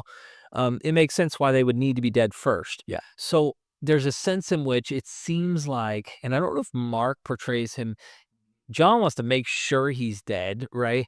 I think Luke does this too. They don't need to break his legs, but like he's already dead. Yeah. So then, oh well, we got to take him down anyway. We might as well take him down since he's dead already. And I think that this bypasses the point of Roman crucifixion. Your point, and it's like they would like. Could you imagine Pontius Pilate giving the green light and then hours later just giving the nope, take him down, go ahead kind of thing? It's more implausible in your mind than the more common understanding that he would have done these things. See, there are other friends of yours, other colleagues. We had James Tabor here. Yeah. James has this idea that he plays with the tombs, right? He has an idea, well, let's grant that there were tombs. And I like hearing different scholars with different takes where he goes, well, the problem is, even in John, you get this hint like, where have they laid him? She goes to the tomb and it's empty. Yeah. He's not there. She immediately thinks someone took his body and buried him somewhere else, which, in James Tabor's mind, he goes, well, if he was buried, I grant that it was another tomb. They temporarily put him somewhere. And then once Sabbath was over, they took him and put him somewhere else. They can't find him. You have another model here that's saying what happened was likely just disgusting and terrible. And then if you do take that Pesher kind of approach, that look to Psalm 22 or other passages, while he's buried, with the wicked, but with the rich, I'm sorry, they only have, you find these passages that make you go, they are probably looking to scripture and painting a portrait using scripture to make sense of whatever's going on. Couple that with real psychology of going like, my son, he's okay, he's alive somewhere, or if he is dead, he's at peace. They buried him. He's okay. Yeah, I said it's hope. It's not history. It's when you don't know historically what happened. And there are certain times and events to which all you can do is hope that this happened. I hope this happened, and that's perfectly all right.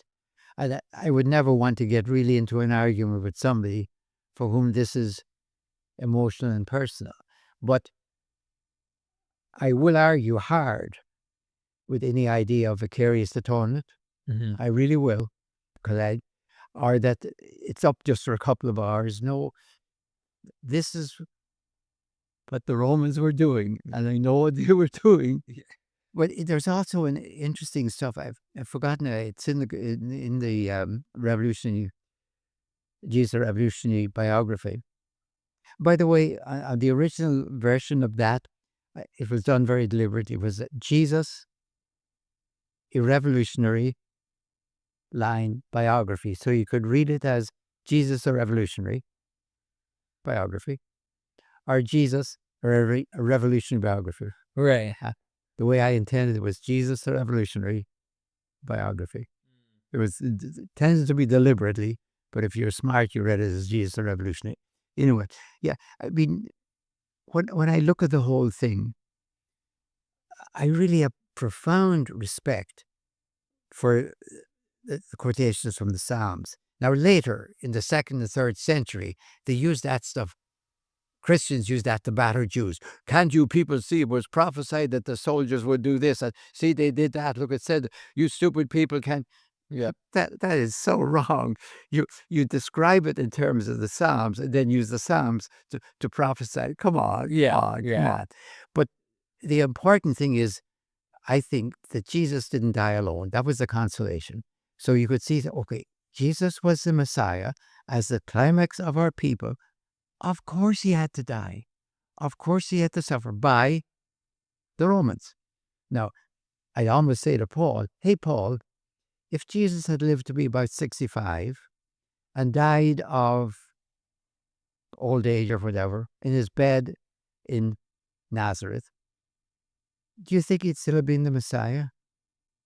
Now, this is a real question asked to Paul. Jesus was not crucified, let's say. He went on doing everything he did, preaching, teaching, everything, Yeah. and just died an ordinary death. Would he be the Messiah, Christ? Can I make a guess? Yeah. I don't think Paul would have seen him as that. I mean, he's so about the crucifixion. I can't prove this, but I would question it. I would question it. Yeah. The only thing that makes me hesitate, I don't think he'd ever have got there. Right. I mean, if he was there already and you said we found out Jesus wasn't crucified, maybe, theologians can get around anything, but it would never have occurred to him. But because I think from Paul, that's the mystery of God we were talking about. Yeah. That was my answer one time when James Tabor, my good friend, was talking about finding the bones. I said, okay, teaching moment for me. Let me imagine we found the tomb of Jesus, no question, big sign, tomb of Jesus right here in English. We found the bones. What would be important for me? Are there signs of crucifixion? Right. If Paul found the bones of Jesus in the tomb, would it have destroyed us? Of course not.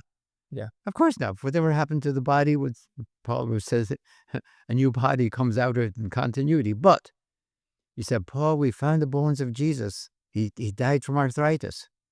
It's clear that most of those people did die from severe arthritis. Right. It was too much work. There's not the slightest signs of any suffering. It was an ordinary death. I think that would be, if I said that to Paul after he had got everything, I think he might well have defended it. Whatever. Yeah. Whatever. It would have been a apologist. Yeah. But he never got there. Right. So that was the assumption at first. He would have never got there. That's your point. And I think that's an interesting point because the way we were describing it earlier, you were doing a fantastic job, is that the suffering, the justice, this atonement idea is central to his gospel, his specific. And I find that a very important point, that any portrayal of Jesus in any other way would conflict with this model. Either he would defend himself and say, no, this is the proper understanding. And I do wonder what other versions of competitive ideas about Jesus were out there. And he's going, if you hear anyone say another gospel other than the one I'm telling me, what do those look like? Clearly, he has a version that needs to work for him. So what are those other versions? I don't know. There's... Well, you don't have to guess. You got Q. We already have the earliest two written versions we have of the gospel. Now, forget Matthew, Mark, Luke, and John after the 70s. The earliest two we have are the gospel according to Paul. I think it's fair to call it that, because the gospel according to Paul and the gospel according to Q. And I would not sure if all your audience would know that, but after 200 years of scholarship in which scholars looked at Matthew, Mark, Luke, and John and tried to figure out there's some kind of copying going on here.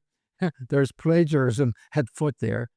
The final consensus, it doesn't mean that all scholars would agree with this, but I think it's fair to say the consensus is that Mark is the primary source for Matthew and Luke.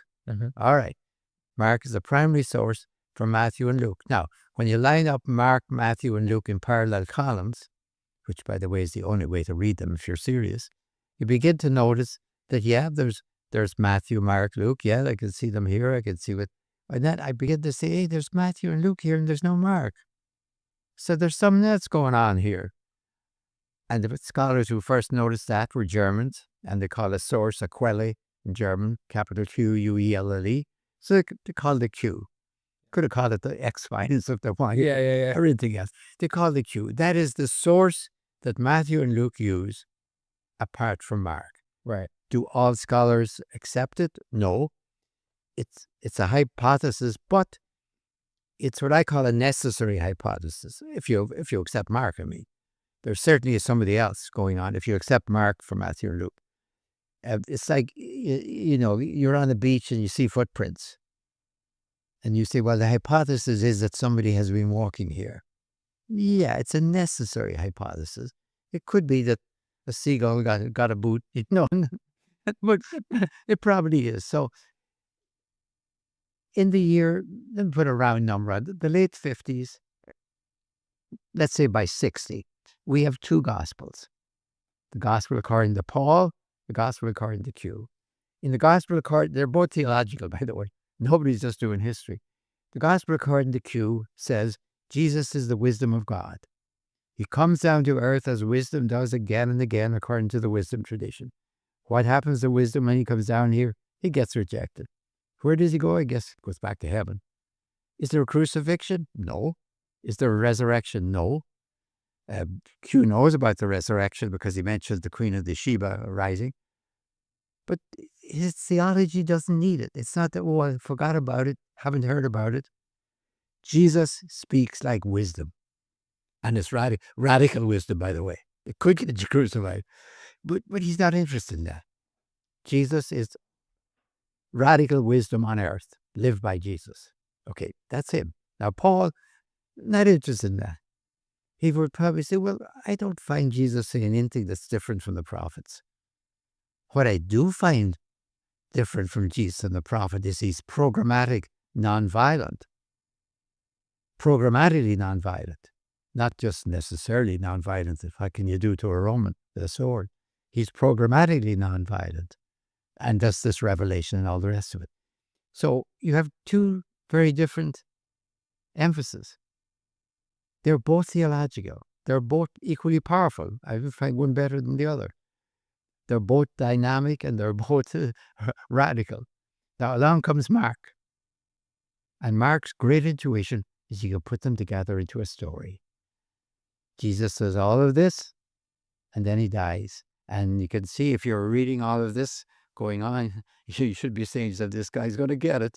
Oh boy, is he going to get it. And you wouldn't even need Mark's prophecy that he's going to get it. You could see it. So Mark is the first one. That's why Matthew and Luke can only copy him, and John probably. Because he's the one who sets up the story with the sayings and all of that, and then the death and resurrection. So basically, you don't have to guess. You don't have to say, well, there was a version of the theology of Jesus. The Q is a theology.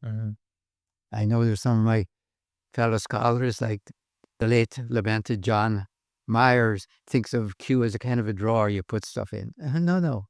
It's a gospel. It's a coherent gospel all in itself. If you take it out of Matthew and Luke and get a look at it, you can't find it. If you look at Matthew and Luke, you get confused. Take all the pieces out and look at it by itself. Then you find it's the gospel. So, Right. yeah, you can imagine. So with that in mind about Q, just briefly, Yeah. I won't keep you too long on this. We've gone quite a while, and I really hope people will get your book. Let me grab it here. Again, the latest, greatest, Paul the Pharisee. Get the book. There's so much you've learned. A lot of your life's work and research on Paul, and you've gone to these places on the ground. People need to go and read what you've learned. By the way, that was fabulous. The Crossan pilgrimage went to Turkey almost annually, just from 2000 to 2014, every year with 40 people. We watched them read Paul in the ruins of the Roman Empire, not in the debates of the Reformation. Right. Get them out of the 70s, take them back into the first century, and we watched ourselves too. I'm not just talking. We watched ourselves change. Wow. Paul in the ruins ain't Paul in the Reformation. Oh. And especially with Americans, I mean, including myself too, after 9/11. Oh, wow. Before that, there was kind of the ruins of the Roman Empire. Too bad for the Romans, Yeah. That doesn't apply to us. After 9/11, Marcus said to me one time, are we getting better at this? Nice. No. They're seeing it on the ground. Yeah. When we talk about this stuff now, violence, all that, they're not, it was obviously, 2,000 years ago. It's nice. We let them talk about it, but Anyway, That's why this is so relevant. Yeah, Q, there's many scholarly friends who have different kinds of understandings of this, but your point about it being in another version, and there might have been many for all we know, of ideas floating yeah. around with different gospel Oh, methods. yes. But Q seems to have a very, I almost want to use the word Judaizing tendency, because when you get what's in Matthew, the way he portrays it, it does sound very Jewish focused in the sense I think that, that's fair enough. Actually, I think it's the wisdom tradition is probably the one that maybe a lot of Christians don't know well. They've heard of the Torah, they know the prophets, right, but the wisdom tradition that the first thing God did to create the world was create intelligibility. right, If I use wisdom, everyone says, "Well, it goes in when you're." What God did in the wisdom tradition is before I create the world, I'm going to make it intelligible. So we, the people, are going to understand what's going on. That's huge. And wisdom then comes down like a philosopher looking for clients and talks to us and tries to say, "Don't you guys get it?" And we say, "No, no, you go away." yeah, The wisdom tradition is powerful and it's universal, by the way. right, It's more open to thinking. Yeah, because the wisdom tradition says to everyone, "Don't you see it? Yeah, take a good look at the world and see what you see. It's intelligible." Now, we have other answers. We have evolution and all sorts of other things. But yeah, but it makes us look at the world. It right. doesn't say look at yourself, just look at the world and yourself in it. Sorry, go ahead. No, that's a good, Yeah. yeah, it's good to have people understand that, because I guess the contention would be, if Paul has in mind a form of some other gospel, it's likely one that's going to do what I think Galatians starts to paint. Tell them to be circumcised, tell them to be kosher, to stick something that Peter might have been doing according to Paul's own letter. And it's like, whoa, whoa, whoa, whoa, whoa. Paul's program's different. I just wanted to highlight that clearly it's interesting to see how this development took place from, the first century BCE. Rome comes in, they take control. You have this Roman imperial kind of program as well, another program, and they claim peace, they claim this. And I can't imagine that Christians weren't watching in the year of the four emperors and thought, They use, by the way, I mean, Augustus is divine because he brings peace. And you are there, wait a minute. All he did was start a civil war. I mean, well, his Julius Caesar started it, but yeah, he ran a civil war, won it, and declared peace. That's almost like as if we started a war with Iran and won it and declared peace. Well, yeah, I mean, it's peace for the war you started. right. So I wouldn't say that, by the way. It would be very, very unwise to say that to Augustus. Yeah. But it's true. Augustus, you brought peace from the war that you started. Right, right. So, but violence still, like your point is, and I think even the philosophy of them, I don't think that these people are dummies. Okay, none of these people are dummies. Paul, none of them. Whether you agree with their theology or not, they see there's still violence. There's still the young, and so they're looking almost at a deeper level of saying like it needs to be derooted. You've temporarily put a band-aid over the scab by creating the wound, and then going, all right, now we're good, right? Cover the scab as long as they can wield the sword long enough and continue to do what Romulus hinted at in his Quirinius kind of, listen, go and tell the Roman world to keep war going, that'll keep the peace. Well, sure, temporarily, but like it keeps perpetrating violence. And so And it escalates. it escalates. But I can't imagine Christians weren't seeing the year of the four emperors. What I was getting at was like, and saw what was going on and went, this is BS. Like, come on, you guys, like, where's the peace? You'd want to say, I would, as I say, I wouldn't say this to Augustus. Your Excellency, do you know the difference between peace and lull? Lull in English, lull, it means you're waiting for the next round. And you could say, well, you went through 3 rounds. Pompey against Julius Caesar, round 1. Julius Caesar's assassins, Brutus and Cassius against Octavian and Antony. Don't you see it? Why don't you think this is a lull? Now, to be fair to Augustus, it's going to be a long lull because the Roman Empire had figured out you put the legions on the periphery. then, the periphery is war-torn, but everyone inside is peace. Rome invented what's known as a territorial empire. It was a brilliant idea. The periphery is war-torn. And of course, they're always fighting with the German tribes, the Doca near Ireland. But inside, there is the Pax Romana, or the Pax Augustana, or Pax, because there is. Yeah. You're not going to see the legions beating up people in the streets of Alexandria or Ephesus or Rome. Of course not. So there is peace. Now, how long before the Celts figure out, or the German tribes figure out, to cross the border in force? And that's just what happened. The Western Roman Empire didn't fail. It was just taken over by their mercenary troops. Right. They didn't even, this, just like the government fell to the army, as it were, which is something to think about too, by the way. So when that happens, you want to say, okay, is this our fate? Mm-hmm. Mm-hmm. I watch the Roman Empire all the time. I really do. And I think, Greece had a democracy. They really invented democracy. Then they got an empire. And they blew it. Because you can't have empire and democracy. You can't. Rome had a republic. And they got an empire. Can't have it. We are a democratic republic. And we have an empire. And do we really think that we're going to be excused from the fate of Greece and Rome? Mm. I keep thinking of that all the time. I went to a classical boarding school left over by the British when they left. And I often wonder when the British Empire was teaching its people by the Greek and Roman empires, did anyone ever say, excuse me, raise your hand at Eton and say, they all failed. Is that our destiny too? Can you imagine what the teacher would have said? If they said, but they were an empire, and they were a democracy. They were an empire and a republic. What are we that we think we're excused from the curse because the violence of empire washes back home? That's what we find out. There's no way, except for maybe a temporary autocracy or a temporary dictator, that the violence that you export won't wash back home. It just... Sorry, this is pressing, and I think this wraps up our whole session here specifically on this topic and this overall thing, because it gets back to something you've been saying from the beginning. But after all this talk, you know how you hear something over and over and then you learn deeper each time and it hits you differently? What you've been trying to tell me for, I don't know how many times we've met and done these sessions, Yeah. it hit me a little deeper here.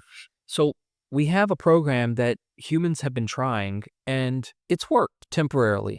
And then it fails. Yeah. And then it's temporary. And then it fails. And it seems like what they're doing in a philosophical sense, just when I say that, I'm saying in a thoughtful sense, they're thinking of a program. They're coming up with an idea. They think they have a solution to this problem. But even the Christian program hasn't solved this solution, right? I mean, you almost wish the magic of God really coming in and really fixing it all, making it all perfect would work. But it clearly isn't happening. I personally am not holding my breath on that ever happening. We have to do it. So then if every program that humans have come up with to solve the problem of violence, to try and actually get justice, to be a practice that we all are able to accomplish as humans, and yet we still have in our blood, in our bones, violence that's still going to somehow come out. How, in your estimation, does the message Jesus is presenting solve that problem that you think is unique? All right. Now, let me put this in abstract language, as if not just for Jesus, so somebody can say, well, I don't care about Jesus. All right. Our species, the human race, there's only one race, by the way. Let's talk about other races, that's bunk, that's ethnicity. There's only one race. That's why we can have sex with anyone in our race. Right. The human race.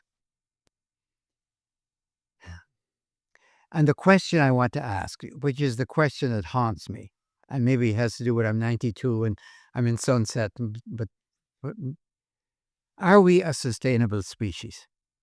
If you asked me, I'm not very optimistic some days. Rather than put that, here's what I want to say. I don't think we have an original sin, though if we have, it's the first time it comes up in Genesis 4 when Cain kills Abel. But Right. I think we have an original state, which is that we are a social species with individual wills. Now, that is a contradiction in terms. A social species with individual wills. It has no way to run a beehive. Mm. The great successful social species, like the bees or the termites or the ants, all have social species, but they don't have individual wills. Right. It's all under the queen. And it works. And it works. Now, we unfortunately do not have an instinct, for example, that unerringly goes for the common good. Suppose our instinct was we go for the common good. To put it very crudely, generally speaking, the carnivores don't eat their own kind. Now, they may do it every now and then, but if they do it regularly, they will be around. Right. So they have instinct. They won't do anything really stupid. The Serengeti lions won't decide tomorrow to eat all the gazelles. I'm tired of chasing these. Let's kill them all and they'll be just there. They don't do stupid. We do stupid stuff. So because we have to walk a tightrope, I don't want to give up either. Our individual wills are magnificent. So is our social species. Can we balance them? Absolutely. Can we balance it? If we can't, then we are a doomed species. So you could say, if you want to put it in theology, God has given us freedom let me put it this way, as an experiment. What if I made free human beings who were a social species with individual wills? What would they do? Like a divine experiment or a divine challenge. Or if you want to be very cynical, I'm going to be brutal, a divine joke. A doomed species, in other words. So, but it's up to us. But it's up to us to see the problem. That is the problem. It's not that we're violent or something else. It is that if we pull totally towards the individual, because if I use violence on you use violence back and violence escalates. That's what we found out. If all we had today was armies with broadswords, I don't know if I'd worry too much, because they don't threaten the world. The worst day of Roman slaughter, even their worst day, they had to stop at nightfall. And you can't hold the sword after it gets too bloody. And if you take your sword against an olive tree, the olive tree will win. So, no, but we can destroy the world. So it's the escalatory violence. Mm-hmm. I always hyphenate that, escalatory violence, that would doom us. Now, that's what I see is the thing, the balance of individuality, individual wills, which is magnificent, and social species, which is magnificent. And if you want to say the tragedy of being human is that we have to balance those. If you come down totally in terms of social, then you kill our individuality. If you come in totally in terms of it, then you kill the common good. Nobody's taking care of the common good. And if I can get something that's you want to buy, whatever it is, even if it'll kill you, I'll sell it and see what happens. So even if AI would destroy it, I'm not saying it will, but if it does, how many people would say, well, it's going to be 100 years from now before that happens, or 100, 200, now we get dead and gone, so I don't care. There's going to be some people, but yeah. Yeah, so, I mean, those are the challenges, Mm-hmm. and the challenges are cooperate. So that's where I see it. Now, I do see the two great options are you get peace, world peace, from the war to end all wars, Right. which Augustus. was supposed to be Augustus' axiom, the war to end all wars. The other possibility, which comes out of the Jewish scriptures, it's there, is that distributive justice is how you get peace. Now, they also will go out to battle and all of that. I know all that stuff. But they also have this other vision, which is radically different from the vision, I say, of civilization, that you only get peace when enough people say it's fair. Now, you can say, well, there'll always be people who don't say it's fair. Yeah, but we'll hear them in public. If you have to come out and explain to me in a public meeting place why it's unfair that you don't have. Whatever. And maybe I'd say, yeah, but that's fair enough. Yeah, I think I see what you're doing. I see you need that. But if we cannot have distributive justice, and I don't mean by distributive justice everyone makes as much money and we take some of your stuff by taxes. I mean whether everyone freely and fully gets health care and education as a natural right, as a right to live. Now, what happens after that? Fair enough. And if you have some liability, we may have certain. I'm not talking charity. I'm talking distributive justice, starting from before you're born. And I look at Jesus. What's he spending his time doing? He's healing. Wow, I thought that was just some kind of miracle stuff. Mm-hmm. But now we know today that healing is political. Who controls healing? Who controls vaccinations? Who controls healing? Controls you. In fact, give me that. I don't have to bother with anything else. You can look at Vespasian doing that very thing as well, Yeah, or who controls education? So most of Jesus is spent doing that. Anyway, that's the way I see it. We have two great options. Peace by victory or peace by justice. I'm not mocking the Romans. They really believed that was the program. Yeah, it worked. It worked. And in a sense, it could continue to work. The problem is you're, how do we provide all like in a continuous peace, not 40 years. Yeah. We're talking a continuous, sustainable species type of peace. And that's right. Yeah. We only would be doing this because of the escalation of violence. I don't think if we were all our armies were armed like the Romans, we'd be talking about this. We say, well, it's very unfortunate, like bad weather. We shouldn't have these wars, but, they mess up a bit, but then we go right back. So you could get over those wars, and they didn't threaten the world. But now we can do that. That's the difference. So, anything else that you wanted to? Yeah, I guess the point is that's what the program, at least your best interpretation today and how this applies, is that his is not by death. And not by killing. It is ultimately a whole different program. Yeah. And that's an important thing people need to check out. So, look, ladies and gentlemen, I won't keep you any longer. You really get behind people that you like and that, have some wisdom, I think, that they could help us with. John Dominic Crossan is not only an excellent mind, but an excellent friend. I highly encourage you to go get his book, his latest book. I'm now in contact with Westar Institute myself. Amazing publishing company, amazing people.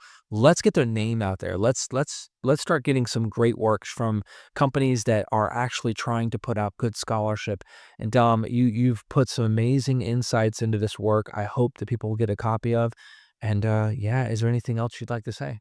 No, the only thing is that we put the voice copy as cheaply as possible, the ebook, so people can get it. Though we published this ourselves on Amazon. Sarah and her sister Nancy did the whole formation of the book actually on Adobe. So we're trying to keep it down as cheaply as possible. It's still the hard covers or the soft covers, but we've managed to keep the ebook as the prologue here is. I'm speaking in the prologue in I, so I'm the voice of the prologue. But then after that, we have a very, very good Westar scholar who did it. So we did it to keep the price down. Yeah. That's what we're trying to do, to make it available. Yeah, go get the book. And thank you so much, ladies and gentlemen. Like the video, share it, comment down below.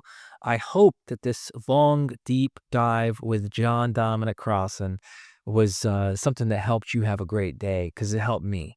Until next time, never forget, we are MythVision.